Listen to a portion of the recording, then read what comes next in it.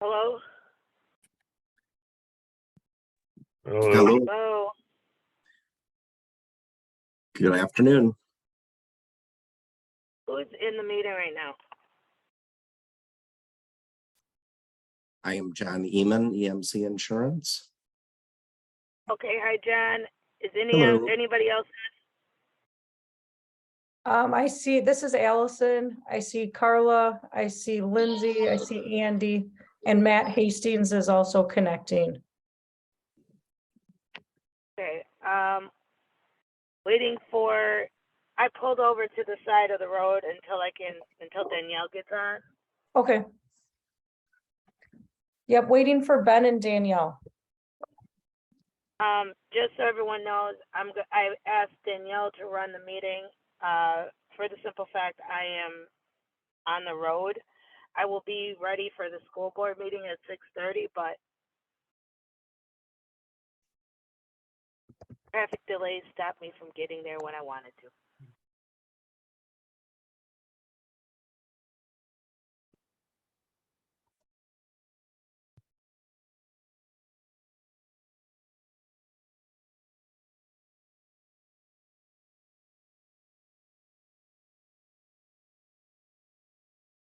Andy, Yeah, it's 5:30. Do you want to start? I'd like to, well, I guess I could start and then since we have what do We you? have a quorum. So, all right, if that would, satisfy you, then I will call the meeting to order. It is 5:31 PM. I'll do a roll call. Tamika Vukovic Here. and, Carla Pennington Cross. Here. Andrew Franklin is here. Is there a motion to go into executive session? I'm also here. Oh, and Ben, great. So Ben's here. That's 4. Is there a motion going to executive session? Wait, Danielle Bailey's here too. We're all here. Then Danielle, you take over from here.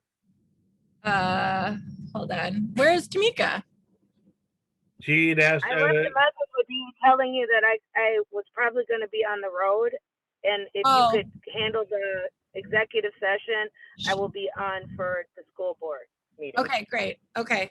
Well, Andy, okay. All right, fine. I'll take a motion. Thank you. You've already started. I'll move. And Second. is there a second? Okay. Second. And that's Carla with second. On a voice vote, all in favor, please signify by saying aye. Aye. Hi. Aye. Motion carries. We're in executive session. Please wait a moment as we clear out the room. I was having like deja vu, Andy. It's like, what's happening? Okay. Well, any chance I can get to, undermine Tamika's authority. Oh, God. Oh, okay. There we go.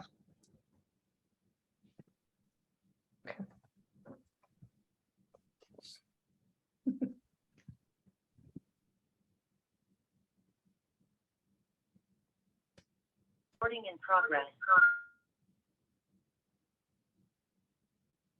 Oh, I see. Okay. Yep, I see you now, Tamika. I just don't see your video on yet.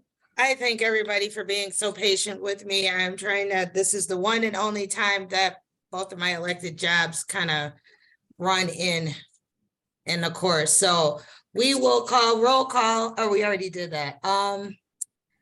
Let's see, where are we?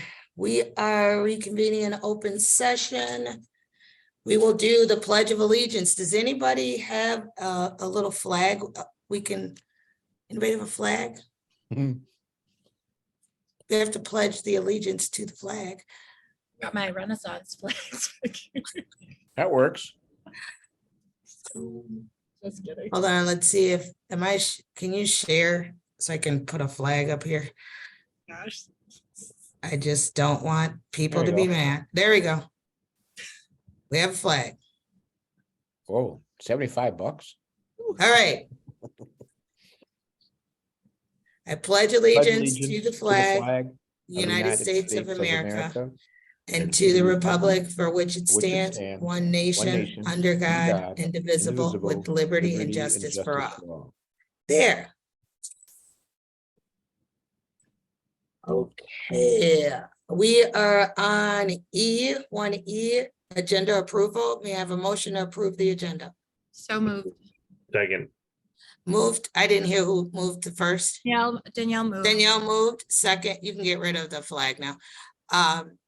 And who is the second? Aye. Andy. Andy? Yeah. All in favor to approve the agenda? Aye. Aye. Aye. Opposed? Motion carries 4-1. No, 4-0.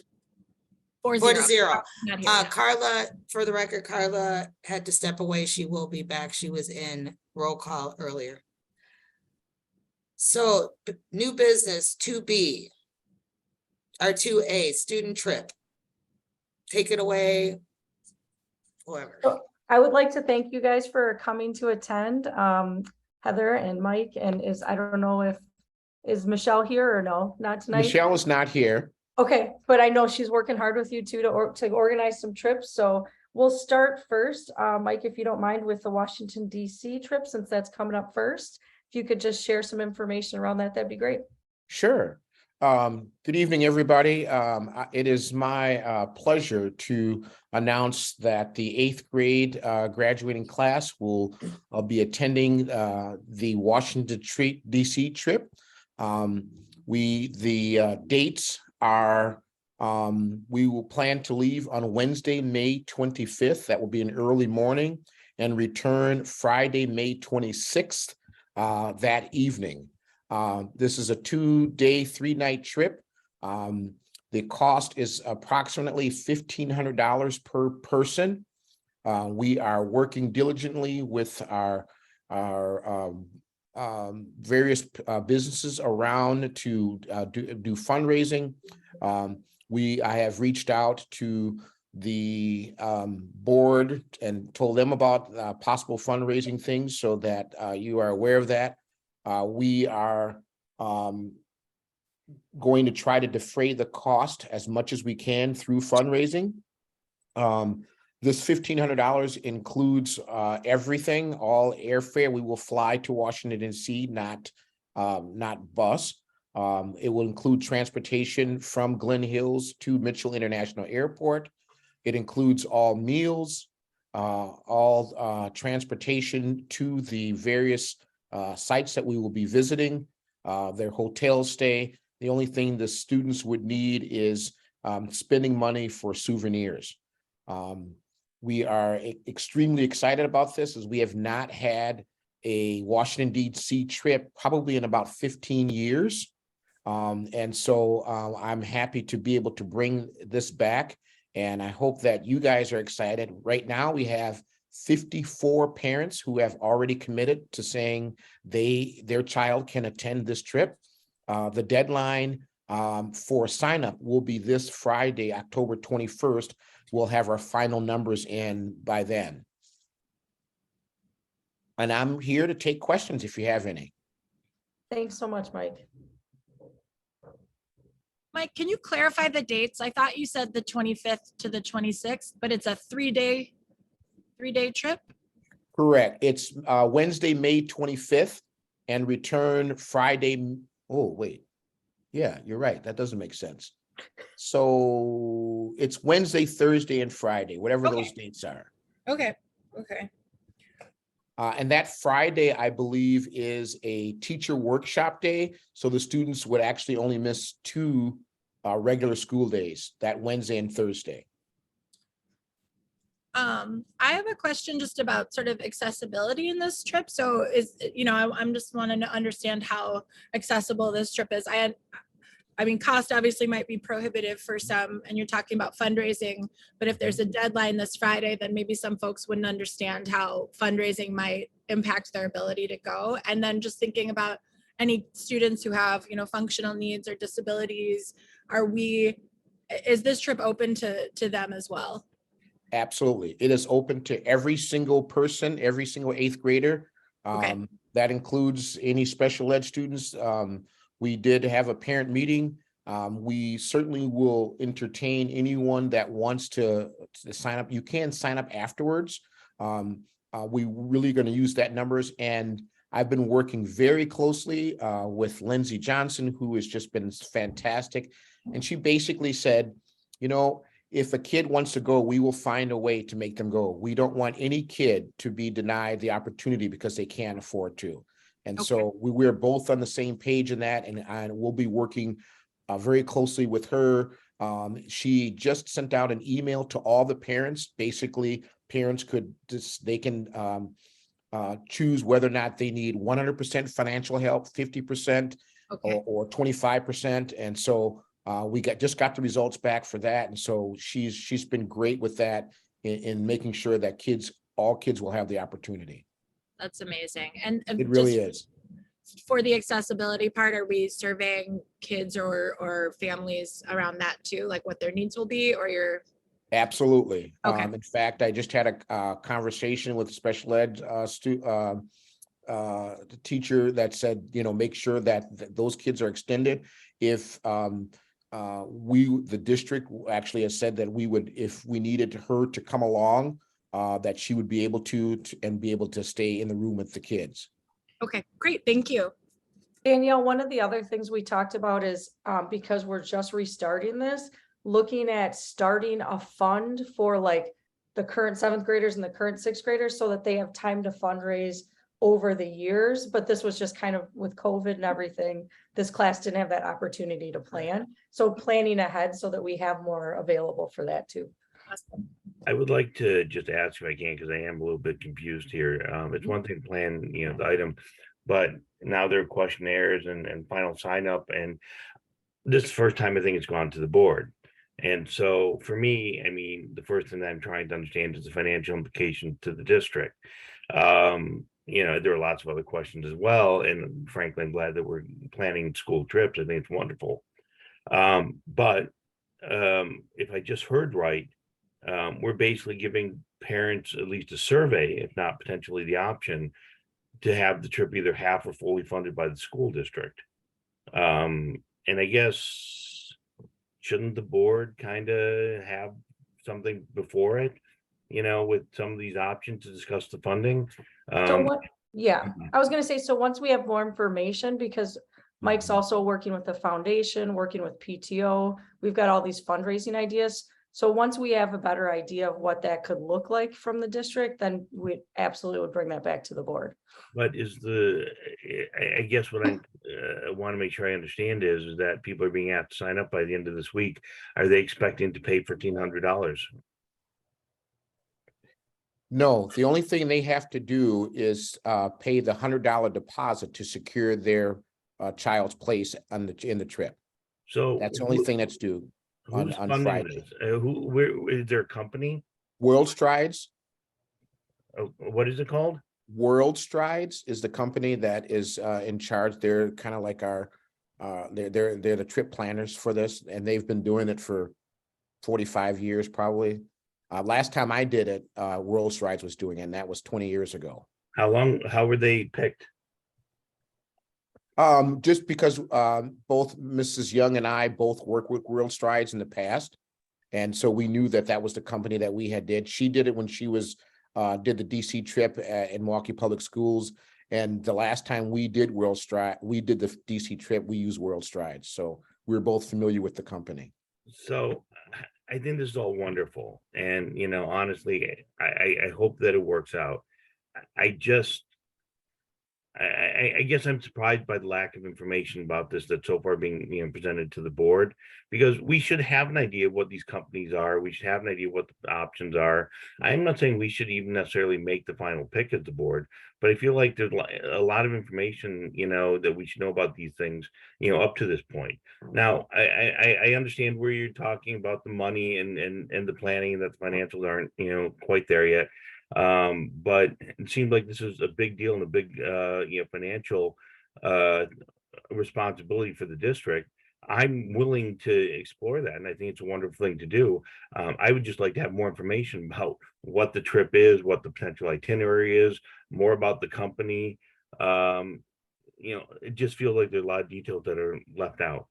So we could definitely share some more of those details if you want. One of the things we did is we looked at board policy and around field trips. And so if it's a field trip that happens during the school year, which this is, that's actually building principal approval. And if it's a field trip that happens outside of the school year, according to policy, which would be the Costa Rica trip, then it's a district administrator approval, but we don't have anything in board policy that says it needs board approval. But we decided we obviously wanted to bring the board information, which is the beginnings of what we're having the conversation around today. And not to say that that was an excuse, but you know, when I've done the DC trip in the past, it's just basically informing the board when the dates were, and so I see what you're saying, that you'd like to be more in the loop, but that has not been past practice. I And, wasn't here. For and just to clarify, Allison did tell me that she also did see that she told me that the policy said that it was, for the principals and the district, district administrator. This is how it got put on the thing, just to inform, because she went by the policy.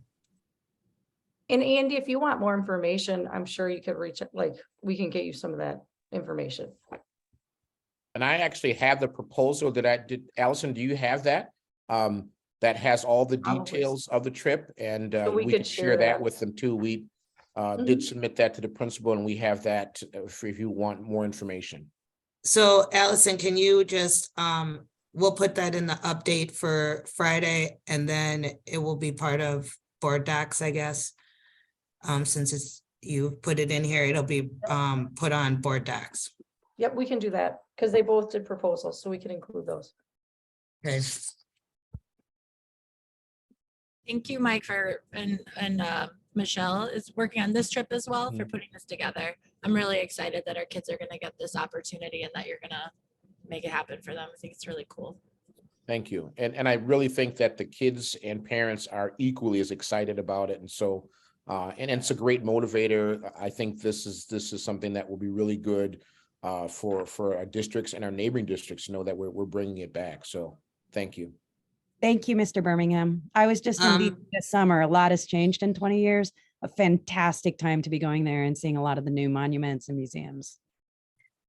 Okay, can we discuss the Costa Rica summer 2024 now? Yep, I'm going to become a Spanish student before that so that I can go.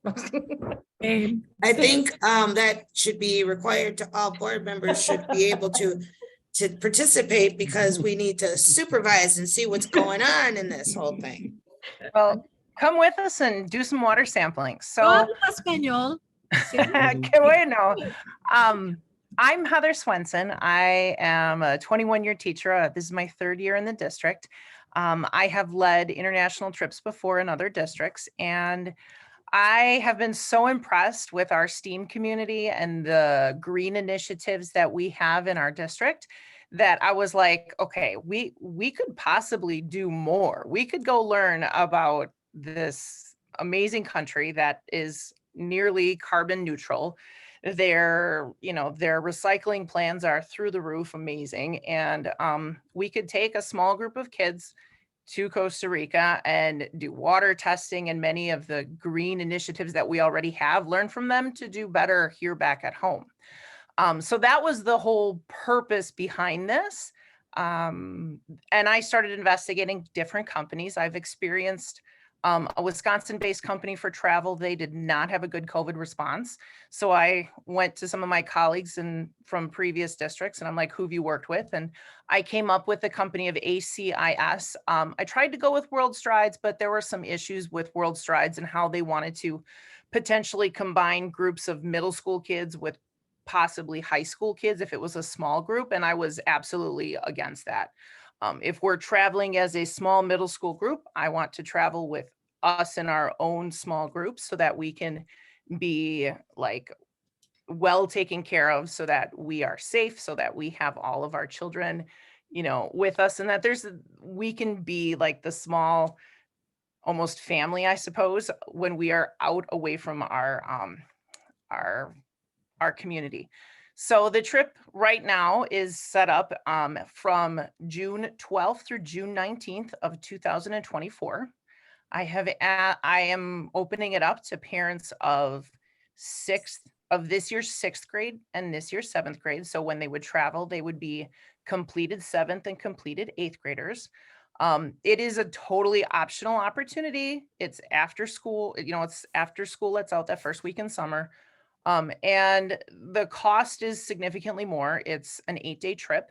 And it's international. So the cost is about $3,200. We have 600 days before our trip goes. Our company offers a payment plan, and the payment right now is $176, I think, per month. They offer quite a few ways that you can, like, it's basically like GoFundMe, but through the company. So if the kids promote themselves with family and friends or whomever, they can get their account taken care of right there. I have held one parent meeting. I've had many parents come up to me and say, this is amazing. Thank you for doing this. And then I will help you fundraise. The goal of this trip was really, from my perspective, it was, let's have our students, be immersed in Spanish while learning about all the amazing, like, STEAM things that we can. We will be going to the coast. We will spend a day on the coast where Miss Morelli has assured me that we'll be able to do some water testing. She will get me the kits. We'll be going to a bunch of different and natural rivers. We'll be going to Arenal, which is an active volcano, where we will be doing geothermal pools and things. All of our guides that are assigned to us and our hosts that are on the ground in Costa Rica with us are all naturalists. So they will be able to, incorporate into all of the activities that are included in this trip with, the extra information that, as someone who lives there and goes through that they will be able to share that information. This is a totally optional trip. I'm willing to take, to go forward with it and put the time and effort in it if parents and people want to participate. It needs 11 kids to go. I am capping it at 40 for the simple fact that if we get too big internationally, we can't be safe. And since it's happening in the summer, I also don't want to spend months and months away from my own family if we have the whole 6th and 7th grade go. So it is a capped trip at 40 students. I'm trying to think if there's anything else I can help you with. We would be leaving out of Chicago. The cost of the trip includes everything from meals, flights, internal transportation to and from all the different activities, the price of the activities, the tipping of the people on the ground in Costa Rica. The only thing kids really need to have extra money for would be spending money if they want souvenirs and such. Questions? I'm sure there are lots. I just want to say, this is an incredibly detailed itinerary.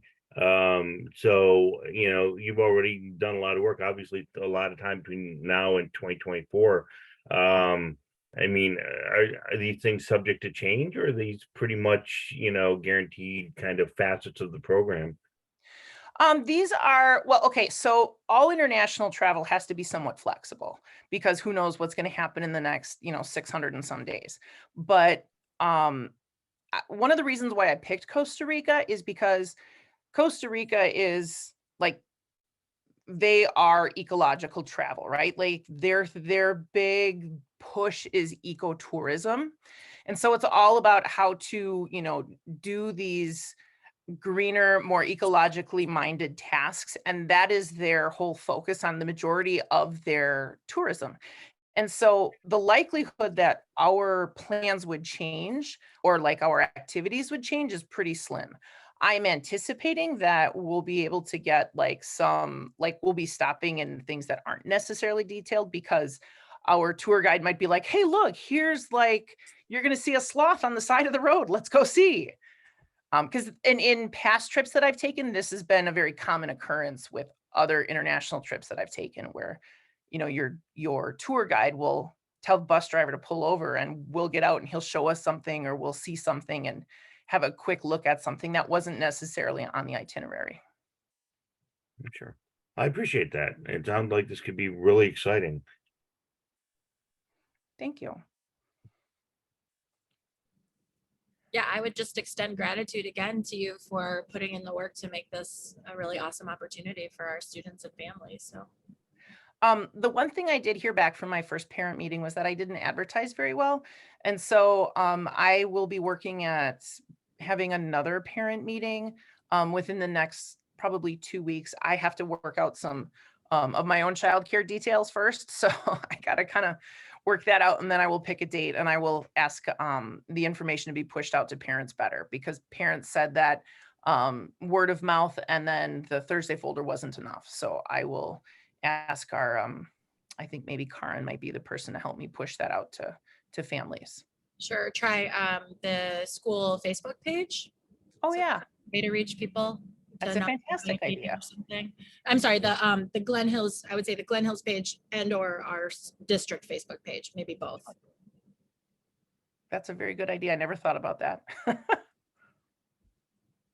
Are there Okay, other so, questions? yeah, how common is international middle school travel? Because I know like juniors and seniors, you Mhm. know, go to Spain, Germany, France. It's probably more common than you would anticipate. I know that Golden Meyer does one. Usually, I don't know how they've done it since, but in the past, when kids were in 4th grade, they had to pick their capstone project, and like some of it was to Denmark or some of it was like to hiking in the United States. When I for a while, there were some people I know from Menasha who were taking groups of kids in middle school. Miss Young, Principal Young, put me in connection with one of her colleagues who takes trips to Costa Rica in middle school. I don't remember which district that was in our area, Miss Young. When I was in middle school, a long time, Shorewood was taking trips to Costa Rica, I believe, as well in 7th and 8th grade. So it's, again, it's not as uncommon as you might think, because everybody goes, oh my gosh, you know, the age sometimes seems prohibitive. But that's also why it's a small trip, because for some kids, and I understand, but for some kids, the trip is too big. And so that's a very important question that their parents, you know, and the children need to kind of discuss with them to figure out, can you manage this? Are you able to be away from home this far, this long? I'm not concerned about it, but you know, I think we can make it work. And Okay, that's thanks. also, All right. I've just never heard of, yeah, I just haven't heard of it. So yeah, no, I was just curious. Well, you're young, you whippersnapper, you're just young. No, they did quite a bit of the international and travel when I was in middle school as well. I just couldn't afford it. Okay, we're gonna go on to the next order of business, and I think that is to be certified tax levy. Take it away, Lindsay. So we are looking to certify the tax levy for this school year. Just a couple of pieces that I wanted to note is we are having a decrease in our tax levy from 678 to 620. Our overall revenue limit went down about 185,000, and that's for a couple of different reasons. The first being that we had a significant increase, 7.8% in our property value, and overall in the state there was a 10% increase in property value as well. And then also we received less from what's called the enrollment exemption, or the hold harmless. And the reason being is that we had an increase in FTE. So our membership count went up from 895 to 941 for September of this year. However, we still have to factor in the last 3 years. So the last 2 years were low. And so we received less money because we had an increase in FTE, but we still received a little bit because we had a decline in our enrollment. So overall, though, it shows that we're on the upward trend for our enrollment, and hopefully post-pandemic, we're going to see a continued increase with that. So if you take the increase in enrollment along with the increase in the property value, that meant that we are going to be asking more from our taxpayers and will receive less from the state aid and equalization aid. So I think it's in the agenda, just the formal wording that I'm asking for it to be approved. So I am going to ask, is there any questions of first I need a motion, I'm sorry. I move that it is being recommended that the board approve the 2022-2023 net expenditure budget of $18,064,084. It is being recommended that the board also approve a 2022-23 tax levy of $13,567,179. Now that I made the motion. Do I have a second? I'll second. Motion by Tamika Vukovic, second by Andy Franklin. I will go to the non-board members at this time for participation. Please raise your hand if you have any thoughts, questions, concerns at this time.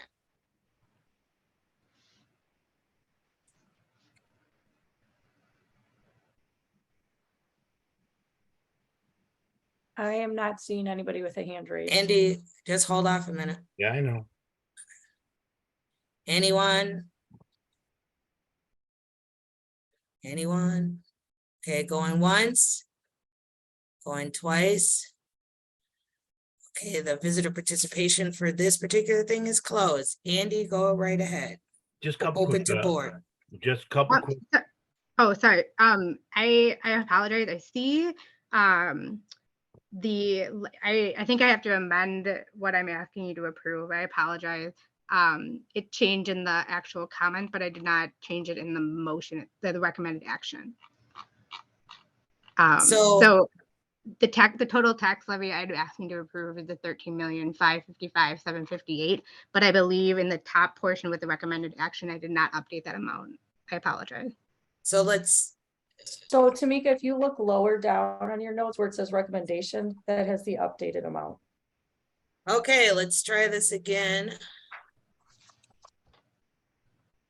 I just would like to correct my motion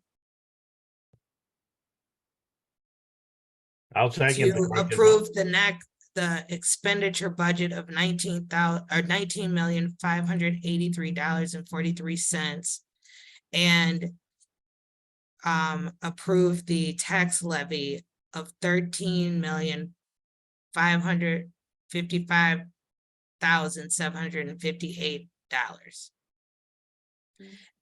Correct.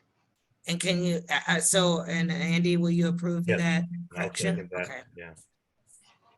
I just want to make sure that I'm clear on a couple quick points. That was actually one of them, Lindsay, so thank you very much.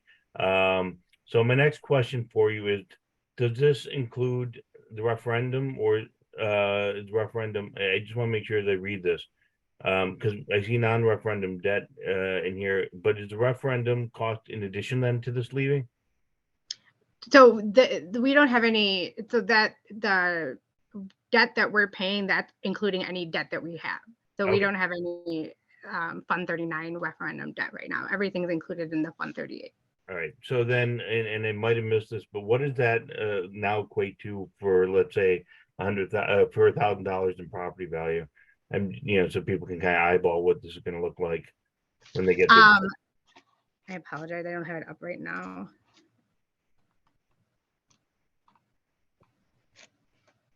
So what is our total property tax value? Is that what you're asking? I'm sorry. Yeah, yeah. How much per $1,000 of value? How many dollars should they expect to pay in their property tax from us for $1,000? Yep. So it'll increase to the $6.78. $6 and then sorry, what? 78 cents. $6.78. Okay. All right. Mm-hmm. And that it's inclusive of everything. So sorry. So were you asking last year's or this year? Last year's was 678 and dropping now to 620. Okay. Sorry. So it'll be 620. Yeah, 620.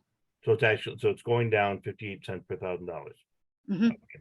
And the reason for the decrease is what I was talking about with the revenue limit. So we had such a drastic decrease with the revenue limit. and then factoring in equalization aid as well as the loss of revenue with like the hold harmless exemption. That's what's causing the drop. Typically, we like to keep the tax levy stable just so that taxpayers aren't seeing a drastic increase or decrease. But sometimes there's not much we can do for it because you're only still allowed to levy a certain amount. So. Sure. But then when so a couple years ago when we did the referendum, and actually the first bill after I think the referendum was on the books, we got hit with what looked like we got hit with the 20% spike on property taxes. It wasn't all us. I mean, there's obviously part of that from the referendum that was expected. Nicolay's gonna start to hit us at some point. But from our perspective, we basically, on a $300,000 property value, we've knocked off 580, my estimate, in property taxes from our end. So at least for what we're doing, at the end of the day, it's going to save taxpayers a pretty healthy set of change.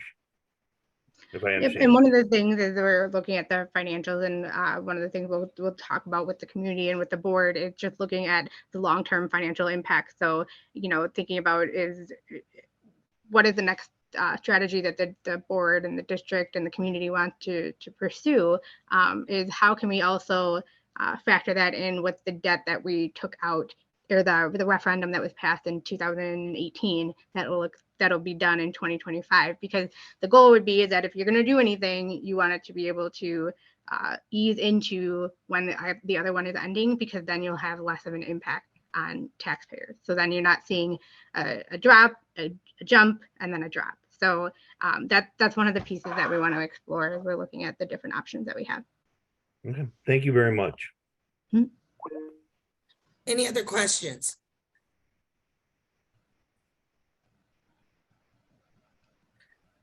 No more questions, then we will take this to a vote. All in favor? Aye. Aye. Aye. Actually, I'm gonna do a roll call vote. Especially when it comes to levy, and I think money, it has to be a roll call vote. Danielle Bailey. Aye. Ben Nguyen. Aye. Andy Franklin. Aye. Carly Pennington Cross. Aye. Tamika Vukovic, aye. Passes 5-0. Thanks. Let's see, we're on C, policy reading.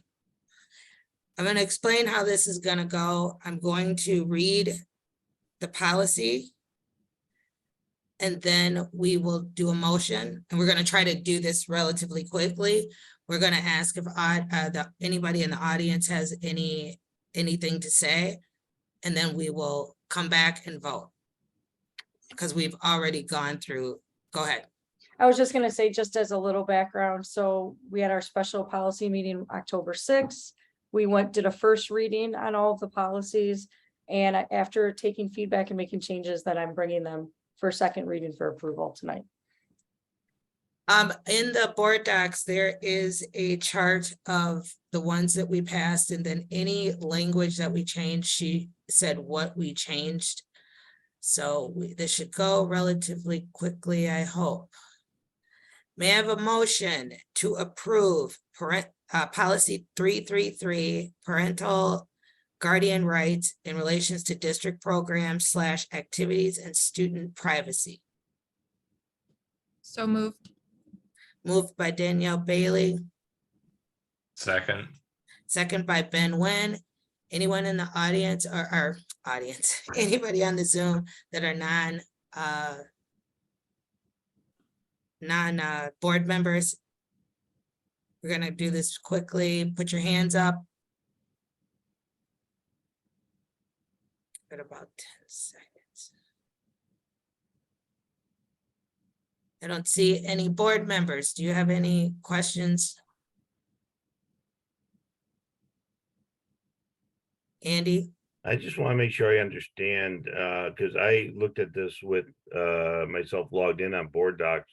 Was this list of policies printed in the public version? So the executive summary is public, which also has the links to all the policies. Yep. So this whole chart is public. Okay, so this chart was put into board docs then. Yep, because it's in the executive summary. Yep, which is public. Any other questions? All in favor? Aye. Aye. Aye. Opposed? Policy is accepted. Next one is policy number 363.3, assistive technology. Do I have a motion? So moved. Moved by Danielle Bailey. Seconded by Tamika Vukovic. Any discussion from the non-members of the board? Going once. Going twice.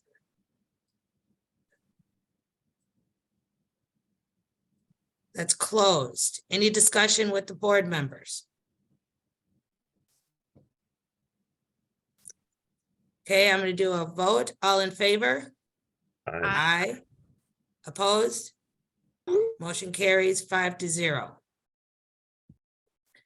Next one. Let's see. Policy number 364, school counseling program. Do I have a motion? I will make the motion. Do I have a second? Second. Second, Ben Nguyen. Anyone in the audience or the Zoom would like to speak on this motion? Going I'd like to once. make a friendly amendment to the motion. I would like to amend the motion to approve the first reading of the remaining policies, which I believe are 411.3, 421.1, 523.11, 526.1, 527, 731.1, 342.8, 412.1. I think it'd be more efficient to simply adopt the first reading as a batch. This is the second reading, and that's why we pulled it out, and the board had requested that they go each one in case they had something to say. So it's up to you guys. I wanted to put it in a consent agenda and call it a day, but I apologize. Second reading, I'm a little bit slow here with my cold here today, but regardless, if there are no changes. so there is a vote. So he is making an amendment. So there needs to be a vote on the amendment. Well, Do you have a second, Andy? Anybody second this? he said a friendly amendment. Does that mean that we have to vote on it, or you can? No, it's because it's the inquiry. I'm just curious. I don't know. Because it's such a huge thing, I'm happy to gonna do one ask by one for- if we want to. I just thought it'd be quicker to do them all at once. that's why I we're sec- asking for, I second Andy's motion. okay, you second the motion. Discussion. Does anybody have a problem with doing what Andy said do? No. Any other, okay.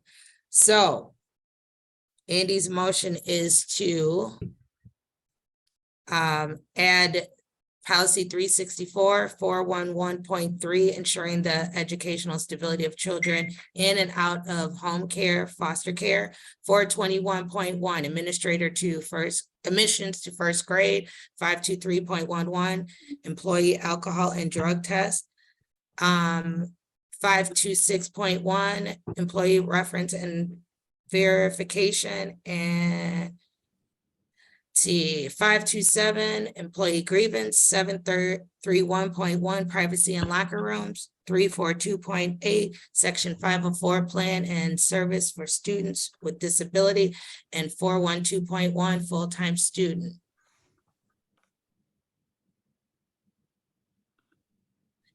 Any discussion? All in favor to amend the original motion? Aye. Aye. Aye. All in favor is 5-0. So the amendment is in. Now let's vote. So now we have the amendment. I'm not gonna say that whole thing over again. We all know what it is, and it's on recording. Does anybody have anything to say in the audience? Any comments from visitors? Going once. Going twice. Visitor comment is closed. All in favor? Aye. Aye. All opposed? Motion carries 5-0. Thank you, Andy. We are on D, Long-Term Capital Improvement Fund and 46 resolution. All right, Ms. Lindsay. Yes, so this was brought to the board in June of 2021, and we are just doing the formalities of asking to officially make a resolution to open our Fund 46 and to do a transfer of $200,000. And this would mean that with going into the Fund 46, it cannot be touched for 5 years. Motion to approve Fund 46. So moved. Second. Moved by Carla, seconded by Ben. Any audience comment or visitors comment? Going once. Going twice. Comments from the board? Going once. Going twice. All right, all in favor? Aye. Aye. Opposed? Motion carries 5-0. Next, do we have a motion to approve the consent agenda? So moved. Moved by Andy Franklin, Second. second by Ben Wen. All in favor? Aye. Aye. Aye. 5-0. Consent agenda. Motion to approve the consent agenda. We are at 4A, strategic plan and partner schools. So just a couple of quick updates. One, looking to circle back on strategic planning. We had a consultant come in last year. She did some focus groups, some interviews, walked us through the strategic planning process, had a chance to work with the administrative team, and then came to present at a school board meeting work session. Basically what was determined at that time was that we wanted to slow down and take a little bit more time to try to get some more voices, perhaps do some more focus groups, and give opportunity for stakeholders to contribute to the conversation before the board would determine its district priorities or pillars, which would be the next step in the strategic planning process. So I just wanted to circle back on the conversation. Some of the goals that I would love to have for this year would be if we could get to a space where the board has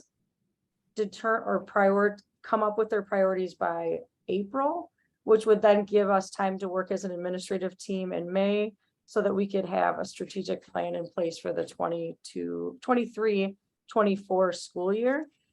So I can map some things out and include some information in the update. And I just want to make sure that I'm getting feedback from the board around things like how many focus groups you would like to have, or if you want to do surveys, or how we want it to look, so I can map out some ideas and some thoughts. And then I'll just be looking for feedback from the board on that to see if the timeline and all of that looks good. So I just wanted to bring that just as an update to let you know I'll be circling back on that. So that was the first piece. I don't know if anybody Hold has on. right now. Let's see let's see if anyone has any comments on that part. From visitors or from board members? Board members, because this is not this is just a discussion, so it won't go to the audience. So I just want to say thank you, Allison, for circling back. I would love the work to go forward. And I think we discussed this morning briefly, that what would be really helpful for me is if you were to map out what you envision as our journey from now to final strategic plan, I think that will help herd us in and keep us in the loop if we have sort of milestones that we're shooting for. I think chunking it out will help me kind of envision where we are, where we're headed, kind of what trapdoors, what deadlines we need to get through as we head to a final plan. So I would just encourage you to help me by mapping that out, and then we can all be on the same page. Feedback definitely appreciated from now and then this morning. Anyone else? Yeah, no, I'm glad. Danielle, go ahead. I'm glad you're circling back. I've been thinking about this a lot too, and really wanting to move the work forward. So I would love to meet and talk about this and give you some feedback in real life as well. But I would like to see us sort of explore maybe multiple consultant options, or have you do some background work on that, and make a recommendation to us around who you think would be a good fit for the district to move this work forward, if that is part of your recommendation at all. That's just one area that I feel like would help me want to move forward with this as well. But I definitely want to continue the conversation as well. Question. We paid for a consultant. Is that person still being paid, or do we have to start a new contract? No, I actually hadn't thought about using a consultant moving forward. I had just thought about potentially setting up focus groups, but it might not be a bad idea to at least have somebody facilitate or help us like draft questions or, plan for those meetings. But no, she's no longer, like, that just went through the end of last year. Okay. Well, put a plan I would like to see what Carla said, where you put a plan together of what you see, because you're giving us recommendations of how to see it, putting it out there. And then that's when we can look at it and say, we want to add something to it, or we don't think we need to do this part, whatever it is, it's laid out. Mm-hmm. And I know several districts that have gone through the process recently, so I could reach out to them too. Okay. Anyone else? So go to the partner school update, please. So this is just a quick, I know that I did this last year, so I wanted to circle back. I meet monthly with the partner school superintendents, and at the end of each meeting, we discuss the things that we want to ensure that we're updating our boards on. So the first thing we talked about is some opportunities for alignment around goals. And so I talked about our goals around student culture and engagement. And so they're going to work with the directors around some of the survey results from last year and just having that be a shared goal, because all of our partner schools obviously saw some of the challenges that we had last year and see SEL as a really important goal. And then the other piece that we talked about is a potential academic goal that we could all have, being 3 K-8s and a high school. So we talked about 8th grade algebra. So just really beginning conversations. We're pulling some data to see how our 8th graders did in algebra last year. Also taking into account the fact that, it was a different kind of a year last year, but then trying to get some baseline data perhaps from before COVID, and just making sure that Nicolay is sharing data with us, because that's something that should just be happening easily, so that we can see how our students are doing in 9th grade and 10th grade and so on at Nicolay. So we started some conversations around that, and perhaps just having like one small goal that we have as a superintendent team and some data that we're going to monitor. And then the last piece is that we worked with, last year, we talked to directors and principals about having PLC goals. And so we circled back to that this year, and they all got a survey. And so each like special ed directors and student services, as well as teaching and learning and principals, all had a survey to complete for us to identify some of their PLC goals for this year. So as a group, we'll start going through those and then just determining what support they need from us as superintendents to achieve those goals. So just some opportunities for alignment as a partner with partner districts. So the partner schools are going to work on data with 8th grade algebra, or they're working on data from Nicolay as well? So both. So basically we pulled our 8th grade algebra data from last year from all the K-8s. And now the request we had to Greg was, can you pull your 9th grade data from last year so that we can see how kids did when they got to Nicolay? So we've got percentages of kids that passed algebra in 8th grade. We want to know what that looked like in 9th grade. And data from what? from like passing the class.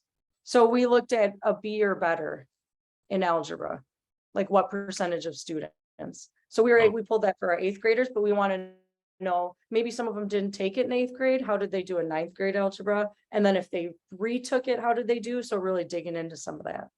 Okay. Would the districts consider doing map testing as more of a standardized approach to it? Yeah, we could definitely look at map data too, but we just wanted to drill in because, I mean, right? Like success in algebra is such a predeterminer, like determines like your trajectory in math. So that's why we targeted that one piece. No, Yeah. I mean, that's fine. I'm just, I get concerned about like, Just that it's grades and it's a little bit subjective. Yeah. Whereas map testing would be a little bit more objective. Well, So kind of looking at both would be important. So you've got like X percentage that maybe at a B or better, but then what is your map data look like and does that align? Yeah, you could do a correlation there. And that's where I would differ to the point that even though with standardized testing for people of color, so I am glad that you guys are both looking at both the grades and the standardized, wanting to do both, because it shouldn't be one or the other because of factors. Yeah. That's my opinion. And so.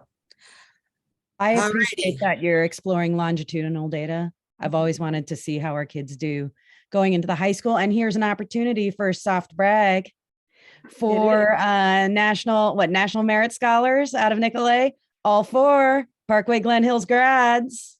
We've got it going on. It's a hard brag. I like that. Excuse me, is that an agenda? I don't know. Just kidding. It kind of fit. It is now. That was a dig at Andy, sorry. Okay, let's go to, I don't know what number it is. I lost my thing. C, business office. No, you're on. Teach learning. Sorry, B. I was trying to. No. Teaching and learning. You got A still. 5A, equity. No. Wait a minute. I'm missing a whole page. That's why. Sorry. I moved the page over. Okay, we're on 5, department updates. Equity Advisory Committee. So per district policy on advisory committees, they have to be established by the board. There has to be a timeline. So the first part of the recommendation is that the board reestablish the equity committee as a 2-year committee. And then the second part is the board approving the appointment of a committee chair and a district liaison, as well as after an initial meeting by the committee and some surveys that went out, there's a list of committee members that we want to also approve. So sort of. So we do have to do the first part when it comes to the approval of the board chair. The president approves or appoints the chairs to any committee. And then the board decides or can accept the district liaison in the committee. So let's do the first part where we are establishing re-establishing, I should say, because it's supposed to be every year we're supposed to, or the timeline, whatever timeline we give it, we have to reestablish it. So I would like a motion to reestablish the equity committee, which is, hold on, I want to use this language, an advisory committee for a length of 2 years. So moved. Moved by Danielle Bailey. Sure, second. Seconded by Tamika Vukovic, I guess, because I any tried. discussion, huh?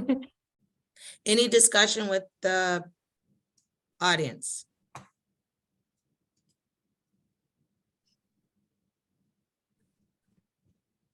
Going once.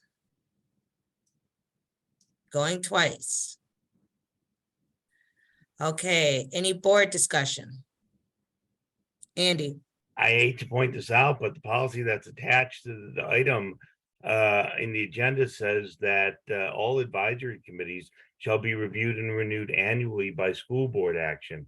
I would I take would a love, friendly amendment to make it 1 year, Andy.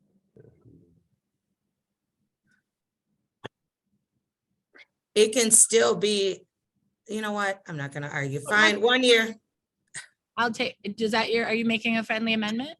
Or suggesting an amendment, Andy? I am, if I have to make the motion, I'll No, make. that's fine. That's fine. Do you, I second it, so I concur with this, so it's a 1 year. Okay. Any I other don't- discussion with the board?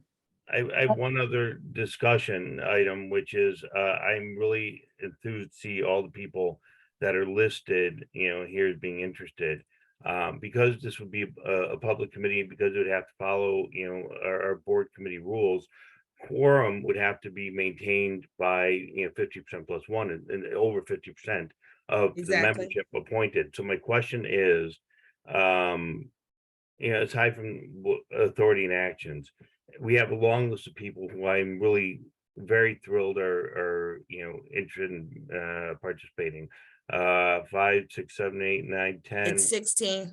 Okay, so that means that we have to have 9 people show up on any given day, plus the other appointees, board, and whatever the. No, it's 16, including the appointee. She's Okay, so in then that it was- 16. So it'd be 9 total. So I guess my question is, What I don't know. policy are you referencing, Andy, about? He's quorum? talking about quorum, because it's a public, so it has to have a quorum. It has the same rules as any other committee. And But- I don't know, it's just like any other board. These people So- have just, Okay. My only question is, do we have a strong sense that the people who are being added to the committee, would be able to commit to the meeting? Do we know how often the meetings are going to be? So that people have an idea of the regularity schedule. Because what I don't want to happen is, I don't want to have a situation where we have 16 people, but only 7 or 8 show up, and then you can't conduct business. I'm going to stop right there because this is about establishing the committee. We have not talked about the appointments yet. Okay. We're establishing the committee right now. Okay. I have nothing further. Anyone else have anything to say about the motion of establishing this committee for 1 year? I'm going to ask for a vote. All in favor? Aye. Aye. Aye. 5-0. Now, we need a motion to approve well, first, I am going to appoint co-chairs Danielle Bailey and Carla Pennington Cross. That is for the record, just so we know who the chairs are. Okay. There's nothing else to be done, but they're just the chairs. Do you need, Now, oh, pardon me. do you need the district liaison, or no, is that a different? I'm gonna do that next. Okay. There's been a suggestion that Taylor, what's Taylor's last name? Dasso, I'm not saying it. Am I saying it right? Taylor Dasso be the liaison for the school. She has experience in doing this work. She ran the equity committee in her previous schools. So she has a background and working with schools and equity committees. May I have a motion to appoint her as a district liaison? So moved. Moved by Danielle Bailey, I'll second. second by Andy Franklin. Discussion in the audience. Going once, going twice. Discussion by board. Does she then constitute a member, a committee member, or is she Yes. just titled more liaison? So it's a dual. Okay, just curious. She is a member, yes. This And is, she was on your list. Yeah, that's why I was asking. so this is And it- under advisory committees resources. That's the, This is the designated. So she's the Liaison. designated district liaison. With this oh, there it committee, is. Danielle and Carla are both part of the committee, as well as Taylor. sorry, to clarify, in the policy, it says the district administrator may appoint a member of professional staff to assist it in carrying out the work assigned to it by the school board. That's not, is that? That is her. That is who we're doing. The That is Taylor. liaisons mentioned. Oh, wait, no, Yes. that's, the That's why I'm liaison clarifying. language is from paragraph 3. So I'm asking if it's the same. We're doing it as it's the same. Okay. We're using that staffer as the liaison. So it can be, you don't have to. If you read it in the policy, it's a suggestion, it's not a request, but we are saying that Taylor will be the liaison to help navigate between district and committee.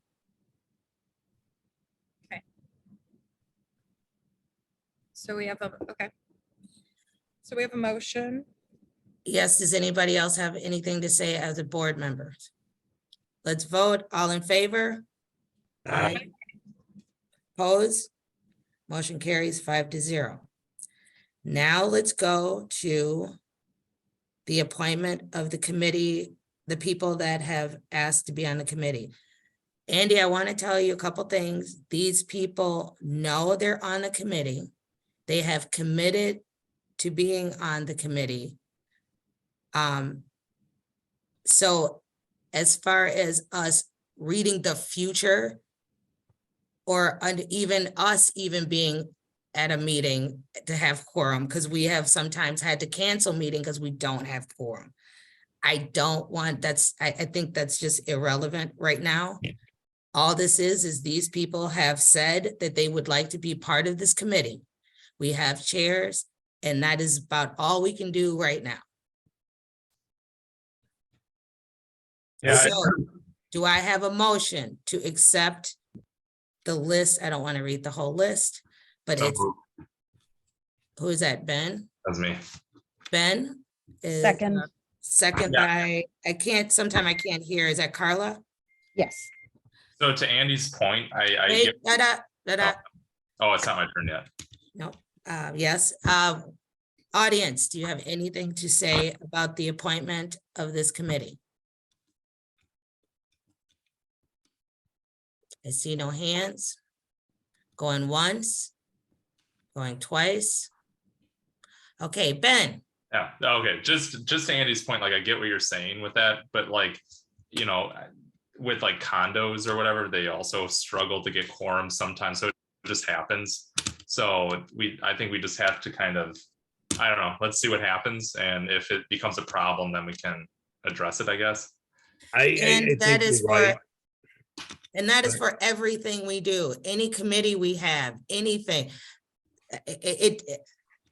If they don't have a quorum, then they don't have a quorum, and then they can resign and we can put new people in if they can't make the meetings. But right now, that is not the issue. The issue is just approving the people that want to be on this and that they have brought to us to approve. Yeah, so Andy, I'm just saying you're not wrong to, you know, talk about that, but yeah, so anyway, I just wanted to say that, I guess. Tangent. Andy, you have anything else to say? Well, Danielle had her hand up first before I say anything else. I mean, I'd like her to. I Sorry. called on you. All right. Go ahead. Then listen, I'll just say, I mean, I want to make sure that the committee, you know, functions, has some influence. I think that it's a great idea. And I just want to spend a moment to say thank you to the people who did express interest in being part of the committee, because I think that it's really important. It looks like it's a bunch of different names and diverse people. Some I know, some I don't. And I think that that's really good for bringing into the fabric of the school. So I'm really thrilled that this many people are interested in being part of it. And I certainly don't want it to seem otherwise. I just want to make sure that we set this up for success. That was my only point. I appreciate it. Danielle? I have two. So I'm also excited. The group is extremely representative of our community and our school district. So that was really exciting to have so many interested people. Can somebody send me whatever policies you're referencing about quorum as related to committees? The committee policies I'm reading don't mention anything about quorum. So I'd love to be educated on that. Andy or Tamika, that would be great. That's just a normal you have to have quorum to have a meeting. Quorum It's is an usually official- more than It's an 50%. Or like a official, Robert's rules or what pot, like, You need 3 people to conduct business at a school It- board meeting. as a, right, okay. but All right, we can talk technically, about it offline. I'd love education. we'll talk about it offline because that is what Andy just said is maybe not the case because only we have 2 people on our committees, our regular committees. And Carl So and I I are just, co-chairs. let's talk offline about it, but it's not, The other thing that I think Carla and I have discussed that I would just say is we'd like to probably do something like a quarterly report to the board to keep you guys invested and abreast of what's going on with the committee. So you don't have to worry that, you know, we're going to become defunct before you know it. We're gonna keep you guys apprised of the work we're doing and all of that. And the last thing I would say is this committee, I'm so excited for the work, but I don't want this, I don't want this to be something where we now think equity work is siloed. And I don't think anybody thinks that, but it should not be considered a barrier to administration or the board pursuing anything around equity on its own, right? This is going to be in collaboration with or in addition to that work.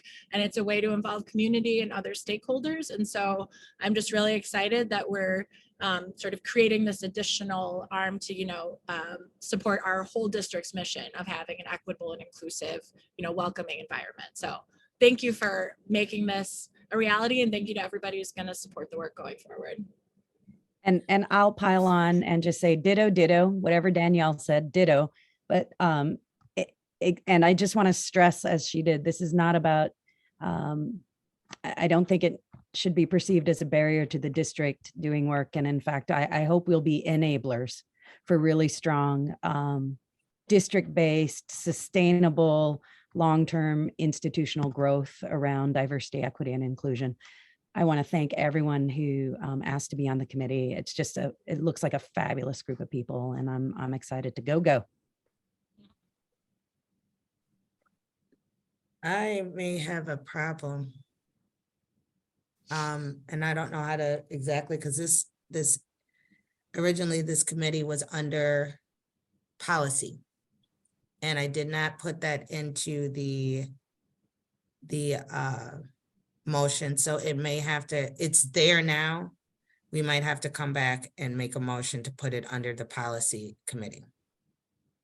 Because the committee is formed, but I would like to put it under the purview of the policy committee. So that's going to be it. You'd have to make a new. I agenda. will, if I may not have to, I just want to double check. We don't need to do that tonight. We Well, can figure it out. okay, The committee is established, so it doesn't matter, even if it's under policy or not, it might not be under policy and we can just do it. I just wanted to say that right now and we will take care of it. The committee is established, so you can keep moving forward. I just don't know where it's going to under be. the board. It's been Right now, it's under the board as a Okay. whole. I may want to ask if we move it under policy So that would be a new agenda. at item. another time. Okay. Got it. All right. All in favor? I don't think we voted. Yeah, did we? Aye. Aye. I don't think we you voted voting on on? the, We're voting on the motion to approve the committee members. Members, yes, the members. aye. Aye. Aye, Aye. Aye. 5-0. Next, I think I'm on the right page. Teaching and learning. No? You're right. You Oh, got okay. it. Yes, you are correct. All So right. it's Jenica. Where is she? Right Oh. here, sharing my screen. All right, here we go. All right, I'm just going to give an update on human growth and development pilot. This is shared in the board packet as well. So I'm just going to do a quick overview of what's been in the works. I did want to mention that tonight we have Gus Kaufman, Katie Timmerman, EJ Higgins here, the amazing PE teachers from Glen Hills that did a lot of work to get this set up and get it rolling. We also have from Candor Health Education, we have Laura Schwartz here and Katie Gallagher to also answer some questions as well. Oops. It's Not letting me move my slide. Okay, so I'm just gonna go back a little bit. I skipped a couple slides here, it looks like. Just a little background on why we're here tonight. During our curriculum review process, last year we did the new PE standards, and part of our process, we did look at some of human growth and development pieces. And what we found is that we had some outdated curriculum, outdated instructional resources. So we did some research and work around trying to find some of the most updated resources available. For some reason, my clicker is not working here. What we ended up doing. All right, sorry, it's just not, my screen's not working right. So the process I'll talk through real quick. So we started with the PE team and the partner schools, as previously mentioned.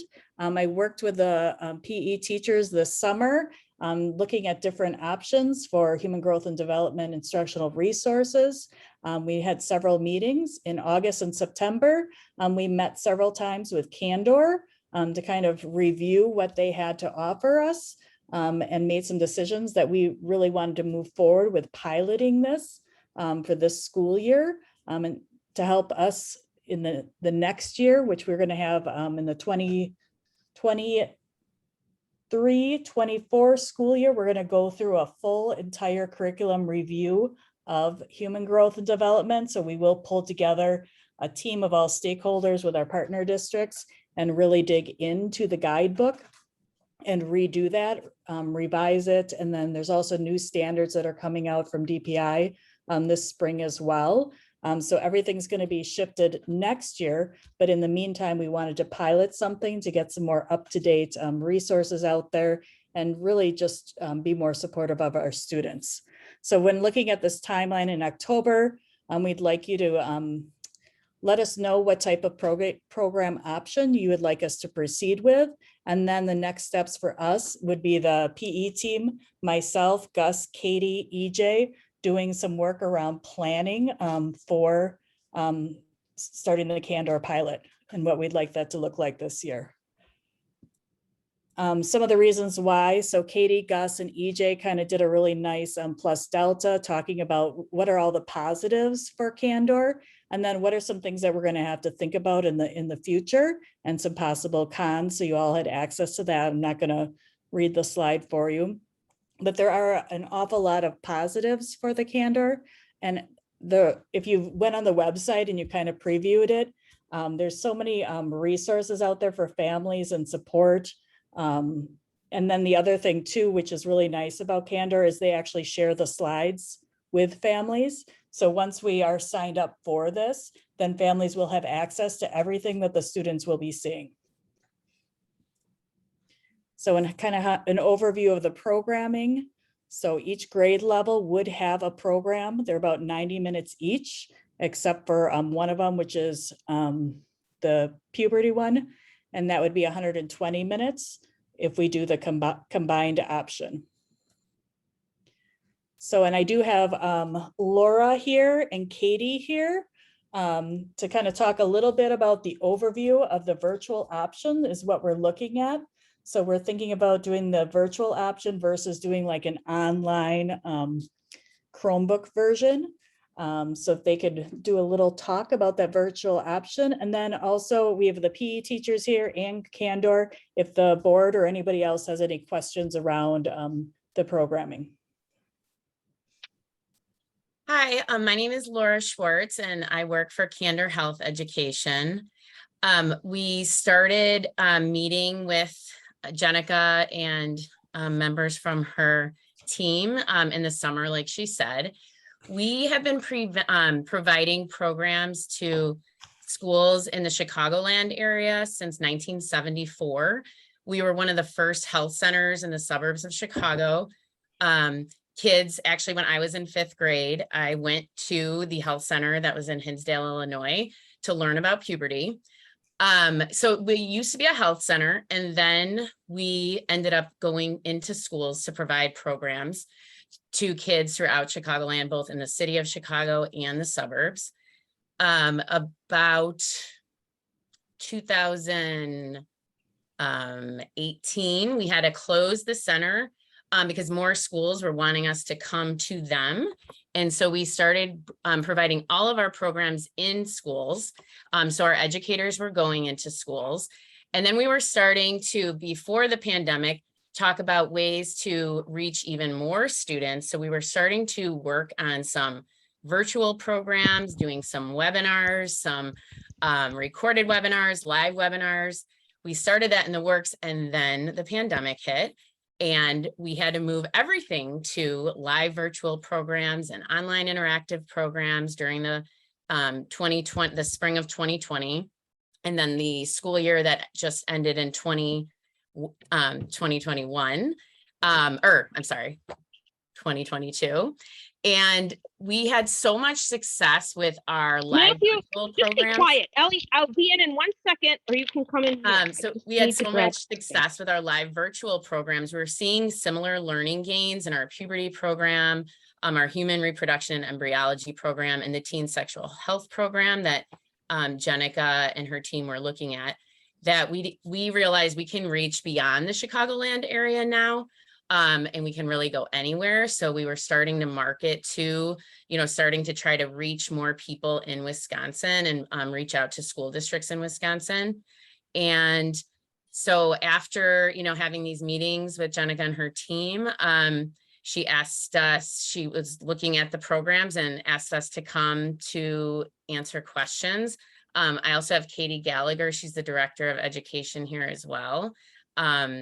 To answer any questions that you might have.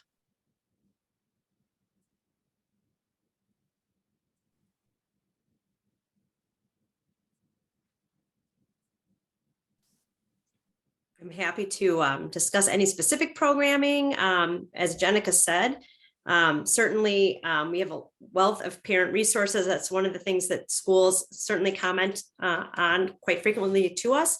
And all parents will have access to view a video of all the slides and program materials that their student will encounter if they wish to look more closely at any of the curriculum before their child takes the class.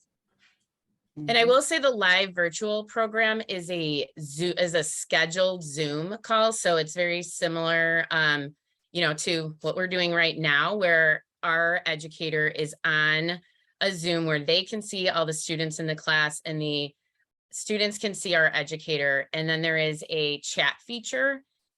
So during the program, the students can ask questions when they have them, and our educator can see those. And then they take breaks throughout the program to answer questions. And then the questions are answered based on the program and what is covered in the program. There's certain questions in a Puberty 1 program that an answer would be, or our educator's answer would be that, that would be a question to bring to your trusted adult. There's not, we don't answer every single question in every single program. It's, based on which program the kids are attending. But we did find that during these live virtual programs that we were actually getting more questions from the students and just more student engagement. During the program, there's polling questions, the educators ask questions, there's polls, there's opinion questions. And we're actually seeing more student engagement, especially at the junior high level, and those 7th, 8th grade programs in the live virtual option. And just one quick add-on. When students ask questions, they are completely sent just directly to the health educator. So it's not something that is a question that's asked, in front of the entire group. And so I think what we're finding is more students are comfortable with that, and not having to ask in front of a large classroom. Mm-hmm.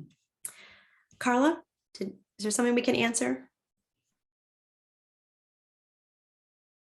So I don't know if this is an appropriate time or place to ask, but I would be curious to hear from our district teachers on what you think about this programming and, where your heads are on it. Sure. I'd be happy to speak. So I'm Katie Timmerman. Nice to see all of you. Thank you so much for all you do for us. I just wanted to say I've been really impressed with Laura and Katie. And of course, Jenica has worked so hard on that and been so amazing. I've been super impressed and really inspired by this program. I think something new can only make us better. So I feel like this can also help us as a staff be inspired to learn from this. I feel like this has a lot of inspiring things to it to offer children, especially in an area that can be very challenging to teach, like human growth and development.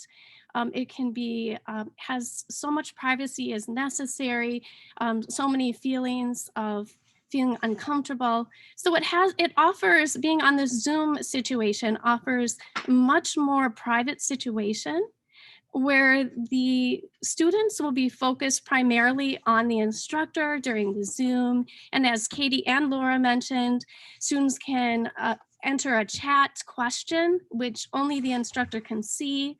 And the instructors would be able to get back to that student either independently or in a large group. And I thought the information that was especially inspiring was all of the information that was put together so well for the parents. And when looking at the program as a parent, it's so important to be able to have access to that. And unfortunately, we don't have that set up right now, although we would love to. Looking at their Candor program was very impressive to see that. And I know Jenica also did so much research with that. And as we were talking and working with Laura and Katie, they were just so inviting to any questions we had. And I know, correct me if I'm wrong, Laura or Katie, but I believe you guys mentioned that if parents had questions, they could also, if we couldn't answer them, they could also ask you as well.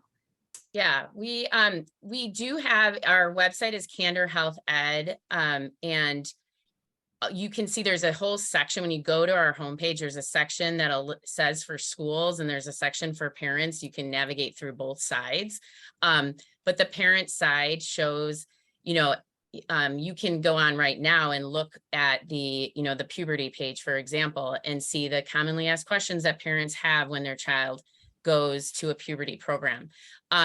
What Katie and Jenica were talking about when they said seeing the slides is, once a district does decide to use our programs, then, and the reservations are put in the system and we are emailing the teachers, they get then basically like a recorded webinar, a video of a parent program where we are introducing exactly what the kids will learn for every program. And then you see the slides.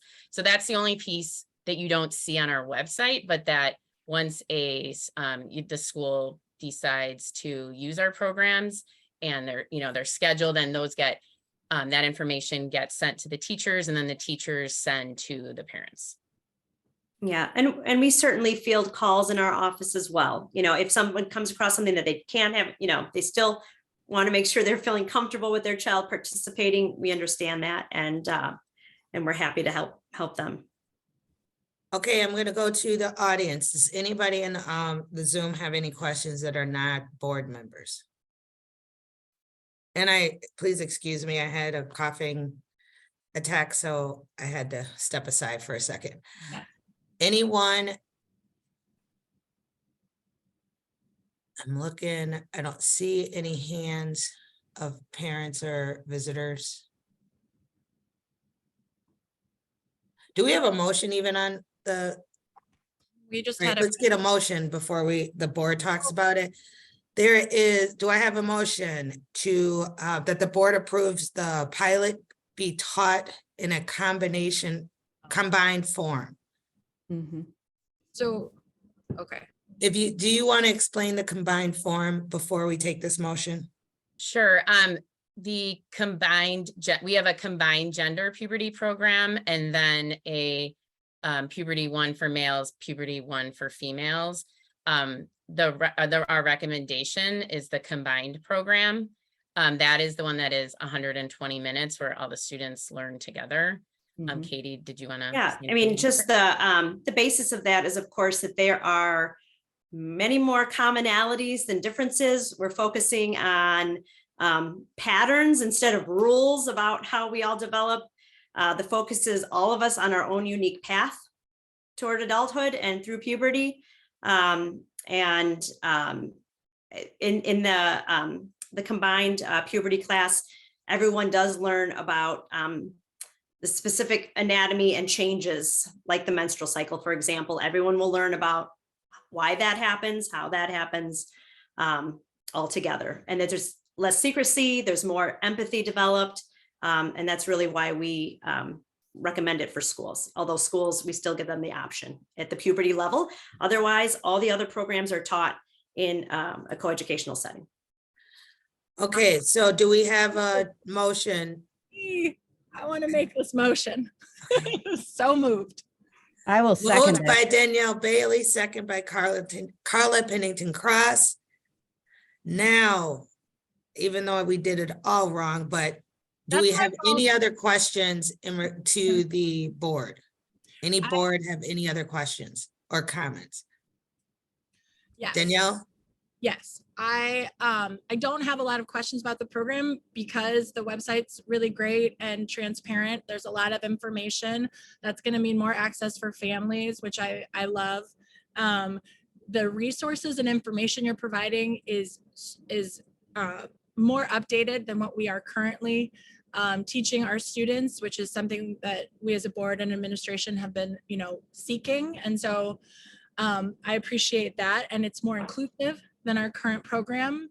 And, I'm so excited to see us taking this step forward.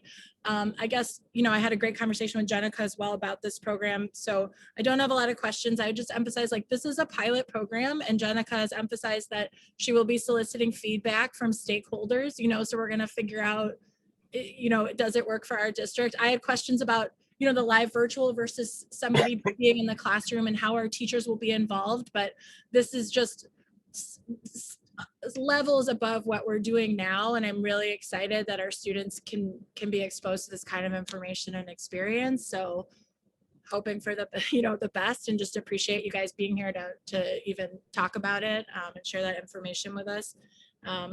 So thanks. Mm-hmm. All right, I'm going to call for a vote. All in favor to approve the board or the pilot program in the combined form, say aye. Aye. Aye. Oppose? Motion passes 5-0. Congratulations. No more boomer tech. High five VHS. Woo! No more VHS HD. That's awful. It was awful. Okay, next one is business office. Wait, I'm not done. Sorry. Yeah, she is gifted and talented. Sorry, gifted and talented. Okay, and go I'll ahead. be real quick. Big thank you to Laura, the PE team, and Katie for coming. I appreciate that and all your work. Yeah. Thank you guys for being here and waiting and And for making the stuff work before, for doing that. Your best. Thank you. We're looking forward to it. Thank you very much. All right, and we'll do updates again in the future, future board meetings. Real quick, GT update. In the board packet, you can kind of see the workflow of the process that we ended up taking, going through creating a handbook around gifted and talented. So right now we're in the June 2022, or I'm sorry, we're at the end of our work here in October, sharing the products at the board meeting. So there was an attachment with the handbook in the report. So hopefully everyone had an opportunity to look at that. We've done a lot of work around that. We had a lot of stakeholders involved with proofing it, gathering feedback, making adjustments and changes. Both Ben and Andy were extremely helpful with that process of being part of the curriculum committee. And I just wanted to share that out with everyone so they were able to see the product. And our next steps moving forward will be getting some dates on the calendar that we'll be sharing it with staff and going through the handbook with staff and providing them some kind of PD around, what does this mean for us as a district? And then also updating the website as well, getting this up on the website, and then additional information around GT. So that was just an update. That was just an update. I have one question or comment if you don't want to. Go ahead. Danielle? Thank you. I just wanted to give the suggestion to consider the naming of the program. When I read gifted and talented, I sort of have a innate reaction, to it. It doesn't necessarily feel like the most inclusive title for a program. I did really love how you were utilizing talent development when you were speaking about this earlier. So just something to consider from your perspective. And then we've talked about this, but I did notice in the handbook, maybe just a couple other spots where to look out for parent caregiver language. Yep. Just as parent, but those would be my two comments, and just thanks for doing all this work to everyone who's worked on it. Absolutely. Anyone else? Okay, we're going to now, I'm gonna go back because I feel like I keep missing something. Business office 5C. Yep. Okay. So just wanted to bring an update to the board at the last board meeting. We had brought the stipends for our co-curriculars and athletics to the board, and there were a few missing. And so I met with building administration principal Ms. Young and Mr. Williams and also Mr. Birmingham, and we just reviewed the list, and there were a couple clubs that were no longer running. And then we also just had a conversation about the compensation and just being able to explain how that compensation is. And then Mr. Birmingham sent out a proposal survey to anybody that is going to be running a club. And it just asked the questions of what is the intent and purpose of your club? And then what is your estimated amount of students that you're looking to have participate? And then also when they're meeting, and then also where they're meeting. And Mr. Birmingham and Mr. Krager are going to be presenting at the communications meeting with just their update of how they're going to be communicating everything to families, just to make sure it's very clear so families have a really easy way to find and access information. Karen has been phenomenal about updating and putting in place some different things in the website. So I know they're really excited about bringing that to communications. We did bring it to finance and personnel and received feedback to ask teachers how much time their prep time was taking to run the different clubs and activities. I have received a few responses, so I'll be bringing that to FMP when I get more. Ben had just asked for feedback from the advisors of how long the prep time was to run these clubs, just as a potential option to pay them for prep time as well. So I said that I would get the information of the amount of prep time it takes. The second piece is the special ed van. Hold on one second. I do have a comment about this, and I mentioned it before. I'm not necessarily a fan of the 10 to 25 get this, or I can't remember what it is off right now, but it was the 10 plus students get this, or 25 plus students get this, because it's a heck of a lot more intense to do like STEM than it is to like sit there and do a chess club. I'm just saying, unless you're teaching, you know what I mean? So and plus, I don't know exactly how to put this. I just don't like the fact that, and then do you get the whole thing? What happens if 25 kids come in, they love it, and then 2 are left at the end? I just think there's some of those things you should think about. That's something you should think about. This is not, it should have been noticed to approve this pay scale, but it was not. So we will not be approving this pay scale because it's only noticed for discussion. So let's try it for the third time. Yeah, I think she was planning on bringing the pay scale after we reviewed it again in finance and personnel, because I did ask her to check into prep time and also total time spent, because it might be a 2-hour long meeting instead of a 1-hour long meeting. So I think she's bringing it for December, and then we vote on it in like January or something like that. Yep, because we wanted to give some time for the clubs to run. The other piece is that as we were having the conversation, is there wasn't really a rhyme or reason of the amounts that were. So we were trying to figure out a way to have it be very transparent of the amount that somebody is being paid. And then the other thing is that with the clubs that are being run, the teachers are running attendance reports, because that will help give us the data of how well attended it is, but then also I think Danielle had mentioned a few meetings back of just having more detail of who's participating, like what the demographic of student participation as well. Thank you, Lindsay. Danielle? So we previously approved the stipends that you brought to us. So we did, yeah, it's in the minutes, 5-0. August, was it August 24th? The meeting? They did. So we have bought the list of the co-curricular clubs and that Mr. Birmingham had given me, and there were some clubs that were missing. And then when we had the conversation with him about what other clubs are missing, then we looked at all of the different ones to see, and there were a couple that are no longer going to be running. So, okay, my question or my point is, so my understanding is, based on looking at our minutes from that meeting, is that we approved the stipends that you brought to us, and we asked for you to bring these additional stipends. So what's good? So right now we're not approving anything additional. So what's going to happen to these new clubs? So I'll bring them when I bring the updated list, along with all of the additional information that FMP has asked for, because we haven't paid out any of the stipends yet for the co-curriculars in the club. Okay, but so for those clubs, so to make it clear, yeah, go ahead. I'm sorry. sorry. Asking if the new club leaders are operating on good faith that they'll be paid something. Oh yeah, Nobody's been paid at all yet. And then also, depending on what she brings back, it will override what we have already done. Right. Yeah, she did answer that. I just wanted to make sure we weren't leaving out these new clubs now, or leaving them high and dry, kind of. Okay, thank you.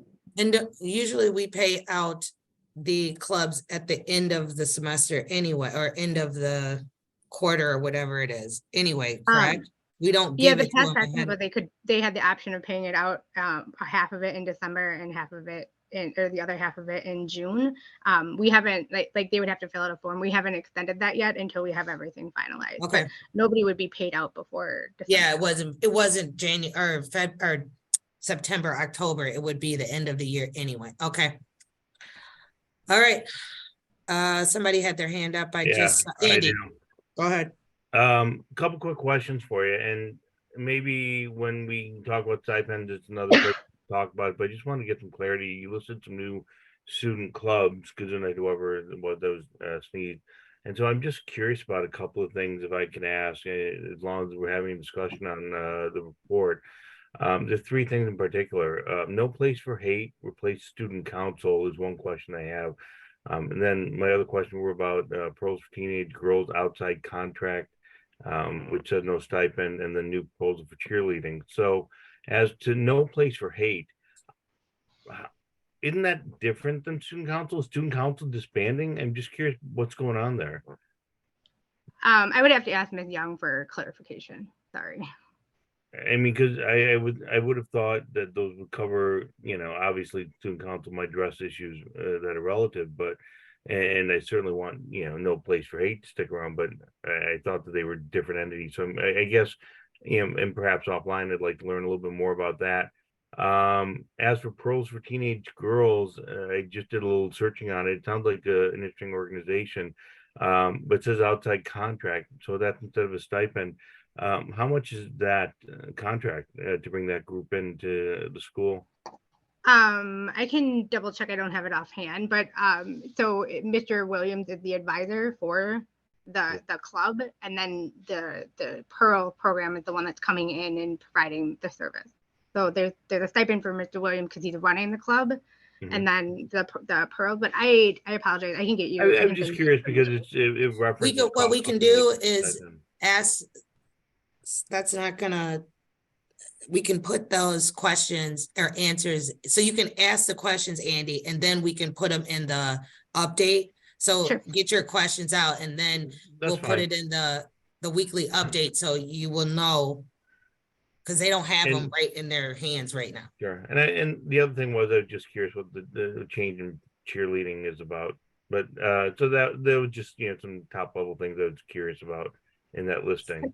So did you get all those questions, Allison and Lindsay? Yes, I am frantically writing. Okay. it down. And make sure that he gets those answers. I'm fine with that. The second half of the update was the special ed van. It was received. We had started the conversation last spring. The foundation had started a fundraiser the spring fling last year to help raise money. I did do a breakdown in the summary of the total cost, and with that outlining the total cost of the van, just the money that we've received from the foundation for the spring fling. There may be additional funds. I'm working with the foundation and the PTO if there's any additional ones. And then we did receive a DPI grant that would help offset a large chunk of that cost. And then the total cost to add the insurance for the vehicle. The big thing that I wanted to point out is that the district will only be operated by people that are under our insurance for the district that have gone through all of the checks with our insurance to become a licensed driver in the district. And so, for example, if a teacher wants to use, like, for example, we have a field trip tomorrow, the only people that are licensed to drive the van are buildings and ground personnel. So one of our buildings and ground personnel that has been trained in how to use the wheelchair lift, as well as is covered by the liability of our insurance, is the one that's going to be driving the student to and from the field trip. So it's not, anybody can check it out. It can only be staff members that are licensed in the district and are have been trained in how to use the wheelchair lift, just to ensure that we don't have any liability issues with somebody getting hurt for not using it properly. So I'm going to say what I said in the buildings and grounds meeting. Well, this is a discussion, and this is the issue. Number one, I don't remember this van. It was brought up as a fundraiser for a foundation. It was not, this is a expenditure of $18,000 that was not brought to the board. The foundation has put in, thank you very much for the $3,440, but this is an $18,000 expenditure, and I didn't even know we even had the van when we had our buildings and ground meeting. That is the first time I actually found out that we actually had the van, and I thought it was going to be in. I don't know what we can do now. I don't know if we have to accept the foundation's contribution to it, but I know they may not have given it to us yet. Correct. Andy, you can say. Yeah. Go ahead. I think that Carla has a bit of an update on the PTO foundation piece, which then would lead into the fact that we would then have to, yes, bring that as a donation. But it isn't even that. It's just like that conversation was, this is an idea that we want to fundraise. I personally, and I've talked to other people, they don't necessarily see that we need the van. But it's an $18,000 expenditure when we may not need it. Yes, it's convenient, but is it a necessity? Because we do have alternate ways to get everybody where they need to go. We did early on in the process when we were working with the foundation around ideas for the project. We did survey and talk to staff, like, and prioritize, and the van was the number one choice that people wanted. So it wasn't just like a single, like a decision made by like one person. It was a decision made that this is a big decision. So I'm going to let it go, but go ahead, Carla. Yeah, I actually had no idea. You've already purchased the van? It's here. I didn't know that. And I apologize. I did not see these numbers here until late this afternoon when I finally got through the board material. And so I was surprised to see that the foundation, of which I was president until last month, had only donated $3,400. But that, I'm thinking that must be the money that came in from the spring fling, from the from square. the spring fling, right? Because I can give you a general update on the available funds for donation. And I just followed up as quickly as I could with the foundation treasurer and the PTO. The PTO, through that fun run last spring, knocked it out of the park. They have just over $11,000 in funds raised for the van, which leaves approximately, if I look at the total that the district would 6 be or out for the 7. cost, is about 22,000, right? 6 or 7. No, it leaves, no, because you've got the three, it leaves about 10 to somewhere just under 11,000 that the foundation would have to contribute to make the cost to the district zero. And based on my conversations with my treasurer, I'm guessing, but it's a strong guess, that the foundation trustees will gather and approve a donation for whatever is left that would be coming out of the district pocket for the expense. The foundation has the money. So again, I can't speak with absolute certainty because I can't say with absolute certainty what trustees of the foundation will do in the future. But based on my experience, I think by next month, you can have donations that cover the entire cost that the district would be out. Thanks to Lindsay getting a DPI grant, an enormous DPI grant to cover the remaining costs of the van. So if the board were to approve accepting, those donations from these two volunteer organizations, be able to finish out the cost of the van. All right, that was just a discussion. Do you have any other things to discuss on this issue? I just want to say, I think it's a communication issue. I think that coming into fall, we had a lot of talks.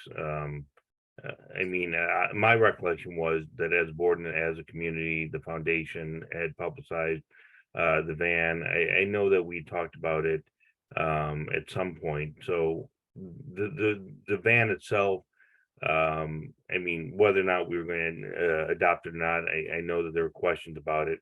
At this point, it probably makes sense to just see what the foundation can do, give them a chance, and then revisit it to endorse or not endorse the decision. I don't want to think about what would have to be done if we were going to return the van and what happens there. I think that it's just an opportunity as we go through our policies to make sure that we kind of anticipate how we discuss these things and how they get brought up, because it was a surprise clearly then to the majority of our board members that this was a purchase. I don't think the sky's falling from it, because I think that there's a lot of good use for it, and I think that was brought on by administration concerned to at the very least have something that was more functional and also ADA compliant. So I think that those are, good goals. And so I think that we just need to use this as a learning experience going forward in terms of our communication as we move forward with policies. It happened, but it's not something I think necessarily get too upset about. I think it's just a matter of understanding what that role is that the board's supposed to have on these things. And so I think once the foundation looks at this, the board will have some more information, and I think that we can revisit the question later. Okay. We're going to, I think it's 5D, schools.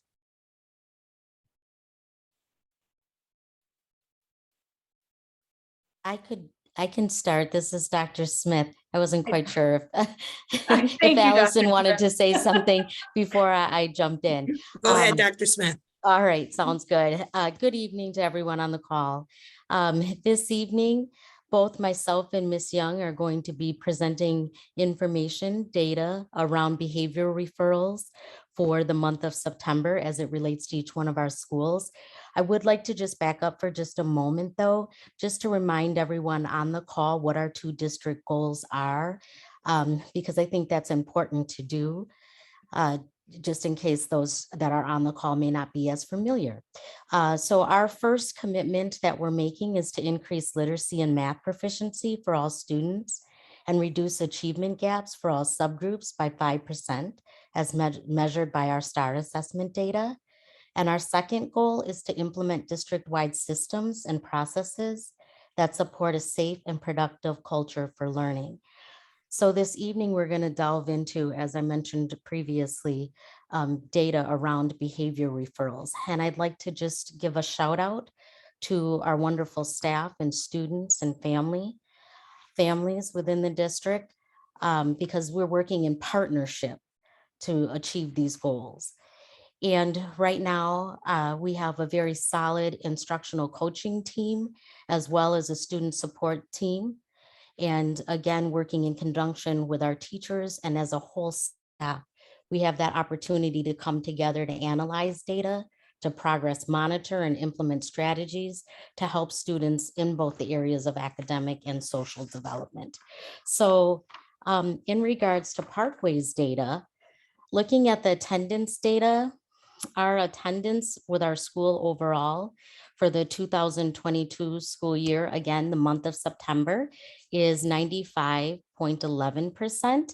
And last year, it was 95.19%. So just 0.8% difference in terms of attendance. So we're doing really well.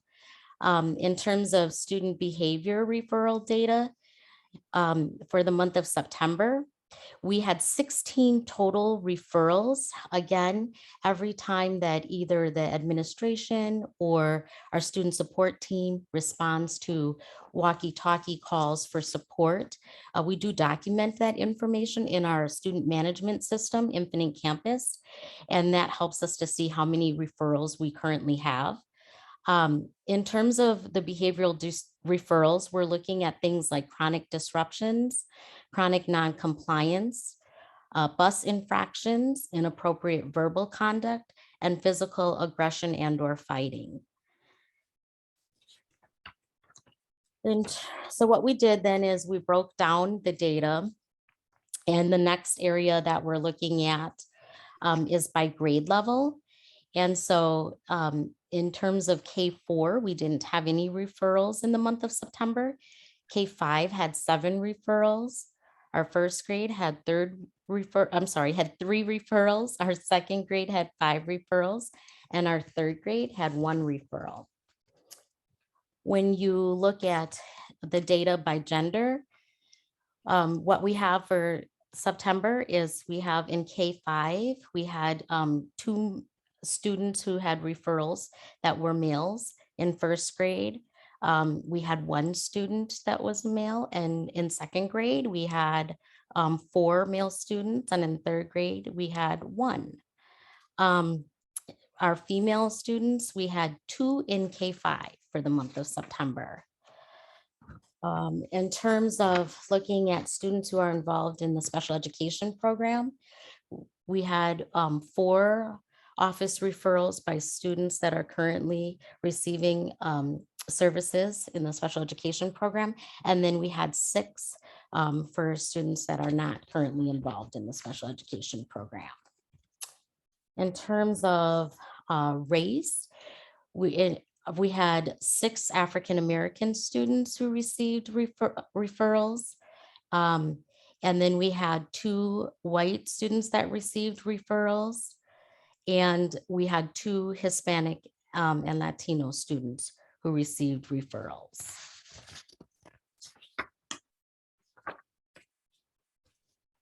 And then that kind of completes the data around looking at our safe and productive culture for learning and focusing in on our behavioral goals. I think the other thing that, and I know I've said this before, but I just want to come back to saying that it is important to recognize too that behavior is a way of communicating needs or wants in a response to an environment. And that behavior allows communication beyond words. So what we often don't realize is that someone who may be escalating is really trying to tell us something that sometimes is just far too difficult to be able to communicate with speech. So I just think that's important to recognize too. And Dr. Smith, are you okay if I just mention something about the academic data? Yes. In the board reports, there was some academic data that was put in there. So I just want to be real transparent. That data is not accurate.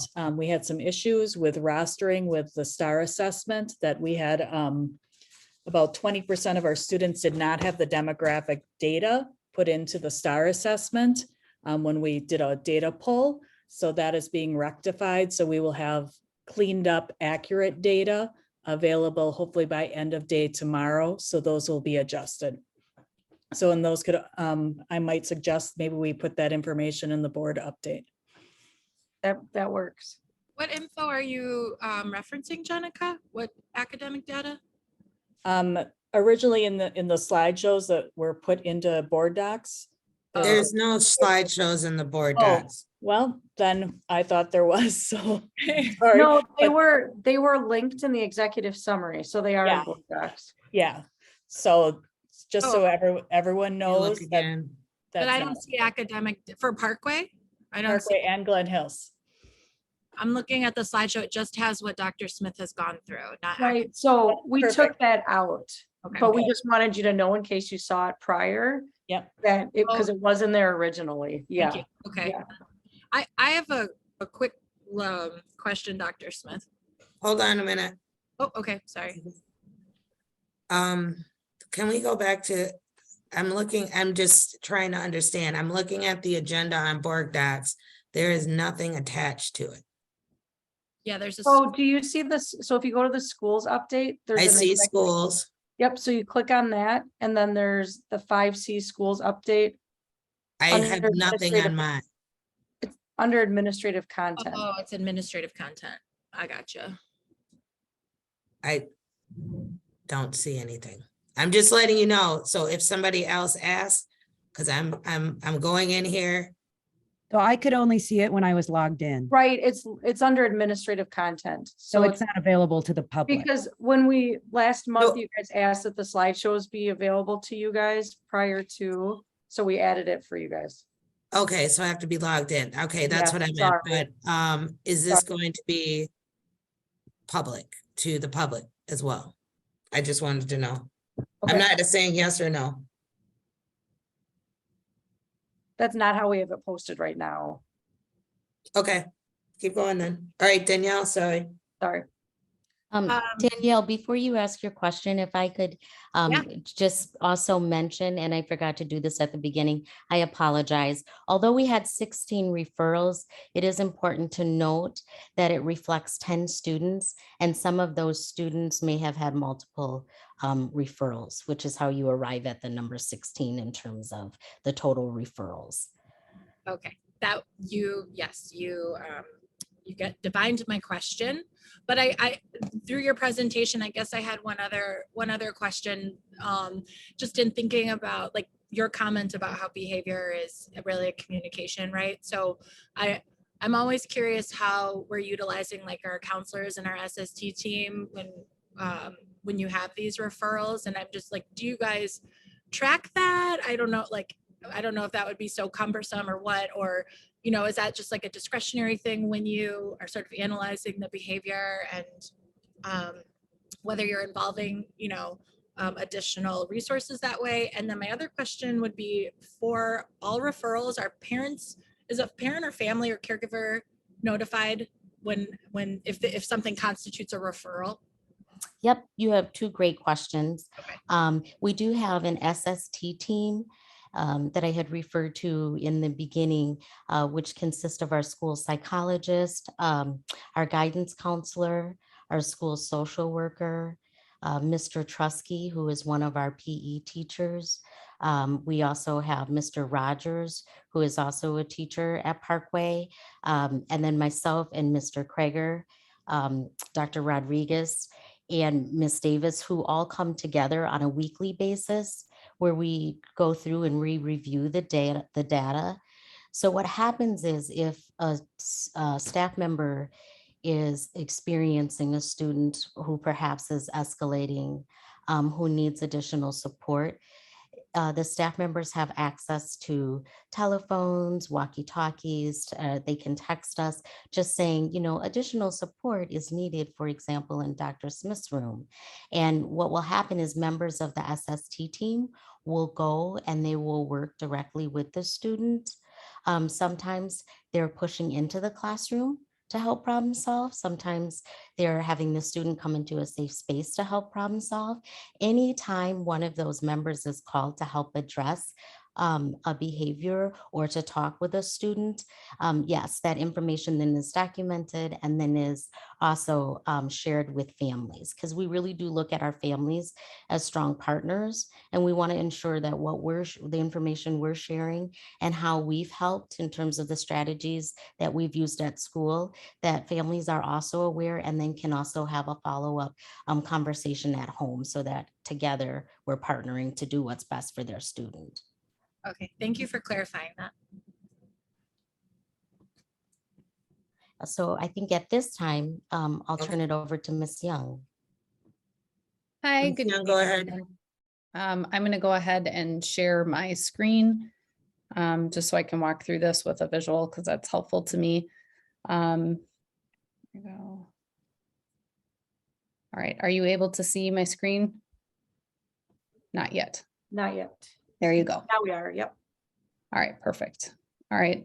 So I do just want to also echo very strongly what Dr. Smith has added in terms of thinking about behavior as a form of communication and our role as educators to teach. One of the things that's included at the front of my handbook is that when students don't understand something academically, we work to help them learn. It is the very same with behavior. And this year, Glen Hills has implemented behavior response matrix that is used in order to respond to referrals. So in our particular school setting, anything that comes to the office to administration, not only are there supports put in place in terms of a response to the behavior and communication with the family, we also involve our student services team as well in that discussion, or provide additional social emotional supports to students as well. So I just want to walk through some of our monthly data at Glen Hills. There are some strong celebrations. I want to thank very strongly my instructional staff, my paraprofessionals, my teachers, and my student services team, and my instructional coaches and interventionists, because everybody has been working diligently to make some very strong strides in making Glen Hills a successful learning environment for students. So, oops, I jumped ahead 3 slides.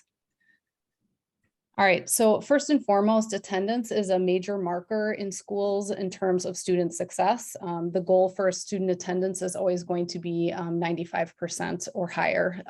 When you look at that rating, the reason why that comes into place is students who miss over 10 days of school in a school year tend to show risk for academic decline, as well as a lack of involvement within the school community. So very important for us to have our students there. I've broken down our September data and done a year-to-date comparison with last school year. This year we are all slightly lower at 94.51%, and we were at 95.93% last year. So we have seen a little bit of a decline in our attendance data. I also will say that we have upped our ability to be more accurate in our attendance taking. So I also think that that may be playing into it, and that our attendance looked higher last year because there was some inaccuracies in our attendance data that we've made some closure on. But we will continue to monitor that and send the message to both our students and our families about how important being present each day in school is. Our September behavior referral data. There's some grayed out areas in here just due to the behavior response matrix that was created with our committee last year to basically take a look at our cell phone policy. We did collect cell phones last year and followed a very similar policy to the policy that is in place right now. However, that data was not put into referral form. We put it into referral form this year, so we have a better means of running reports and tracking the issues of cell phones that come through. So you can see that we have 12 students who were referred for having a cell phone first offense in the month of September, and that we had 3 of those students repeat that offense and move to the next level of consequence, which is having a parent or guardian come to the school to pick up their phone. We had 7 instances of abusive or inappropriate language as compared to 5 in 2021. Physical and aggression and fighting drastically reduced. We are at 3 referrals this year, and we had 7 in the month of September last school year. Last school year, non-compliant behavior was a category that we had in place. It is no longer a category in our system, as it doesn't align with the behavior matrix that we put into place, which labels non-compliant behavior as having to be chronic in order to be an office referral. Otherwise, it is managed through student support and classroom teacher intervention. So our referral number is higher this year due to the cell phones primarily, but we are seeing a decrease in some of the behaviors that we were seeking to curb this school year. Our September behavior referral data by grade level. We have 2 referrals in 4th grade this school year. We had 0 last year. We have 2 cell phone referrals in 5th grade. We had 2 referrals last year, 0 in 6th grade, both school years in the month of September. In grade 7, we had 6 referrals this school year in comparison to 10 last year. In grade 8, we have 15 total, but 14 of those were cell phone referrals that came through, both first and the second offenses. So really we had 1 referral in 8th grade as a comparison to 3 last year. So if you look at that data longitudinally, last year we had 10 referrals with the same group of students in 7th grade, and we are down to 1 this school year outside of cell phones. So that is a huge celebration. In terms of looking at the rate of suspension between students who are both male and female, we can see in both school years, we see more female referrals than we do male referrals. But they are fairly comparable if you look at it, the total across grade levels.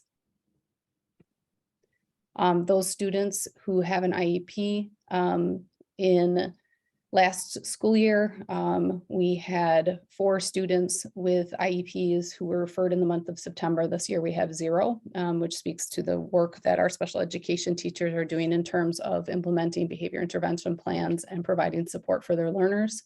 Again, you see 15 to 25. Please note that those that spike in number has to do with the record of cell phone confiscation.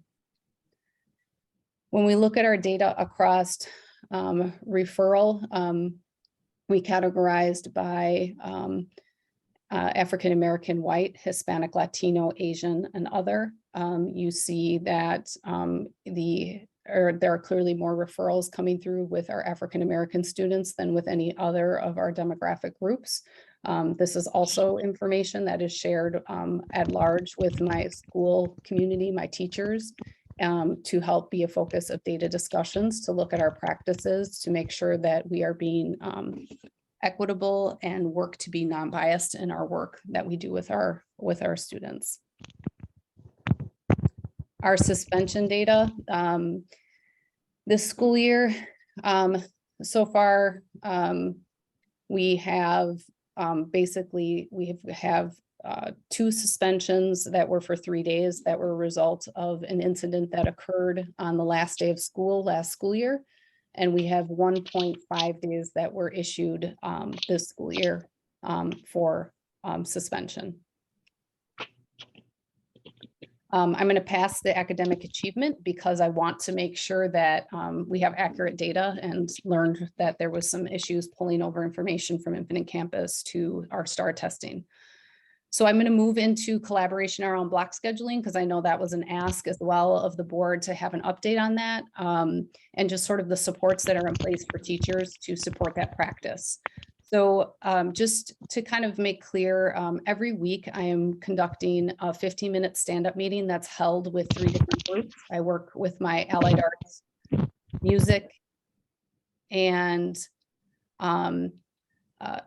PE departments and world language departments to talk about how they're experiencing learning in the block schedule with the skinny blocks that they teach in.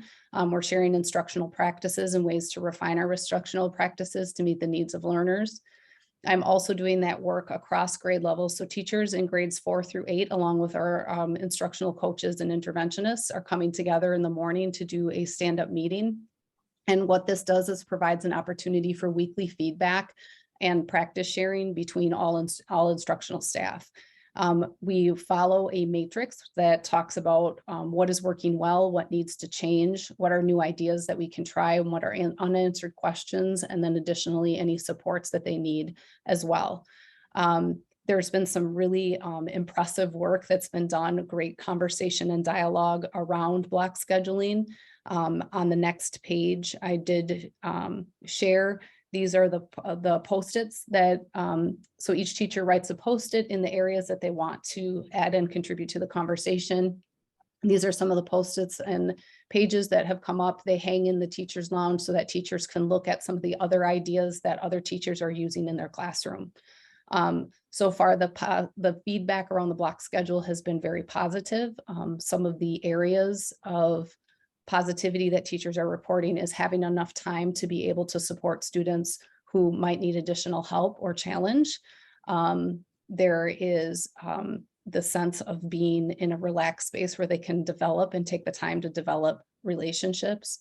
It's been reported that there's a better sense of calm in the building based on the fact that students are just moving at a slower pace through the curriculum and not feeling as rushed to move into one transition to the next. So just wanted to provide that feedback and talk about the ongoing support that's happening with teachers around instructional practice. In addition to these stand-up meetings, and my instructional coaches are also meeting with their content areas to help support them in their planning processes as well. So that concludes my update from Glen Hills. Thank you, Ms. Young. Okay. Any discussion with the board? Andy? Thanks. Well, there's a lot to digest. This is a very long report and there's a lot of information in it.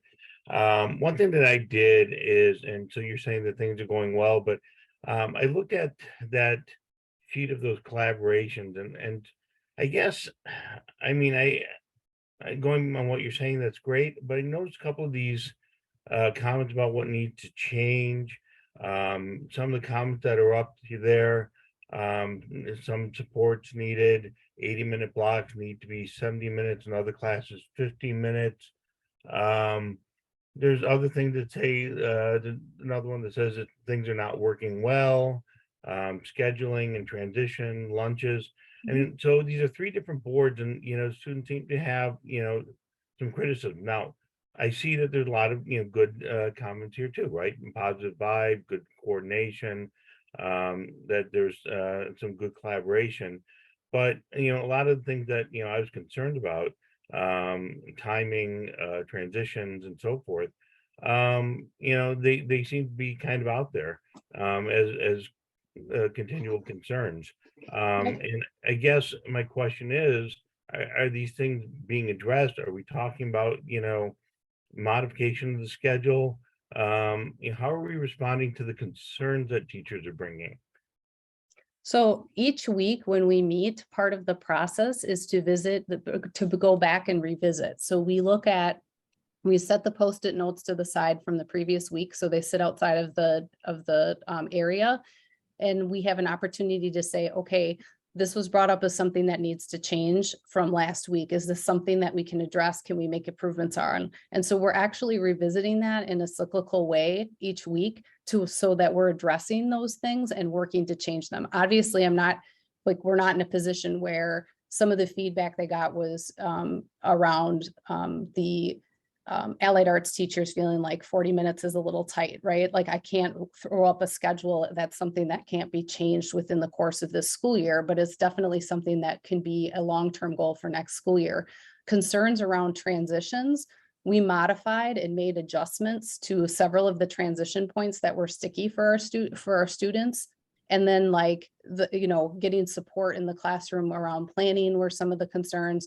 We made adjustments to having coaches go in. So we're looking at that as a cyclical way to work to improve practice. It isn't just a stagnant piece that comes one week. It's something we're revisiting every week to make sure that we are addressing the needs and supporting teachers in their work. And by the way, I mean, and I appreciate hearing that. And I also appreciate the fact that, you're taking time to put together, some organized, looking at a review of, how things are working. So I expect, bad to come with the good and vice versa. What I really just want to make sure is that, these, and I'm hearing that you're working on them. I don't know about, the significance of all these things. There are other things with support and resources that are being called out. So it sounds to me like, you're optimistic. And I think that as I look at least these three, bulletin boards, there's a lot of optimism. I think teachers are trying to be positive about things, but I do think that, we have to keep in mind that, this isn't a done deal, this isn't the final form, and that we have to continually improve the process. And so I'm glad to hear that you're considering, what those changes might be, whether it be, this year or it might be, down the road. So thank you. Yep, no problem. Thank you for the feedback. Anything else? Danielle? I really appreciate both of these reports. So thank you, Dr. Smith, Ms. Young. I would ask for our next update to be perhaps more focused on the other goal. Sorry, maybe not the other goal, on sort of the like culture piece and climate piece that you guys reported on back at this summer, like some of the initiatives like your family council, the culture committee at Parkway. So less hard numbers for me, and I'd love to hear about how you both are seeing those, some of those initiatives play out, how those are going. Ms. Young, you mentioned using the data for your staff to reflect on their own biases and things like that. I'd love to hear what supports we're putting in place for staff, or what professional development are we doing to support our staff in asking those questions and doing that hard work. So I would love for some aspect of next month's report to give us that piece of it. That's all. Thank you. Thank you. The next report will be in December. Okay.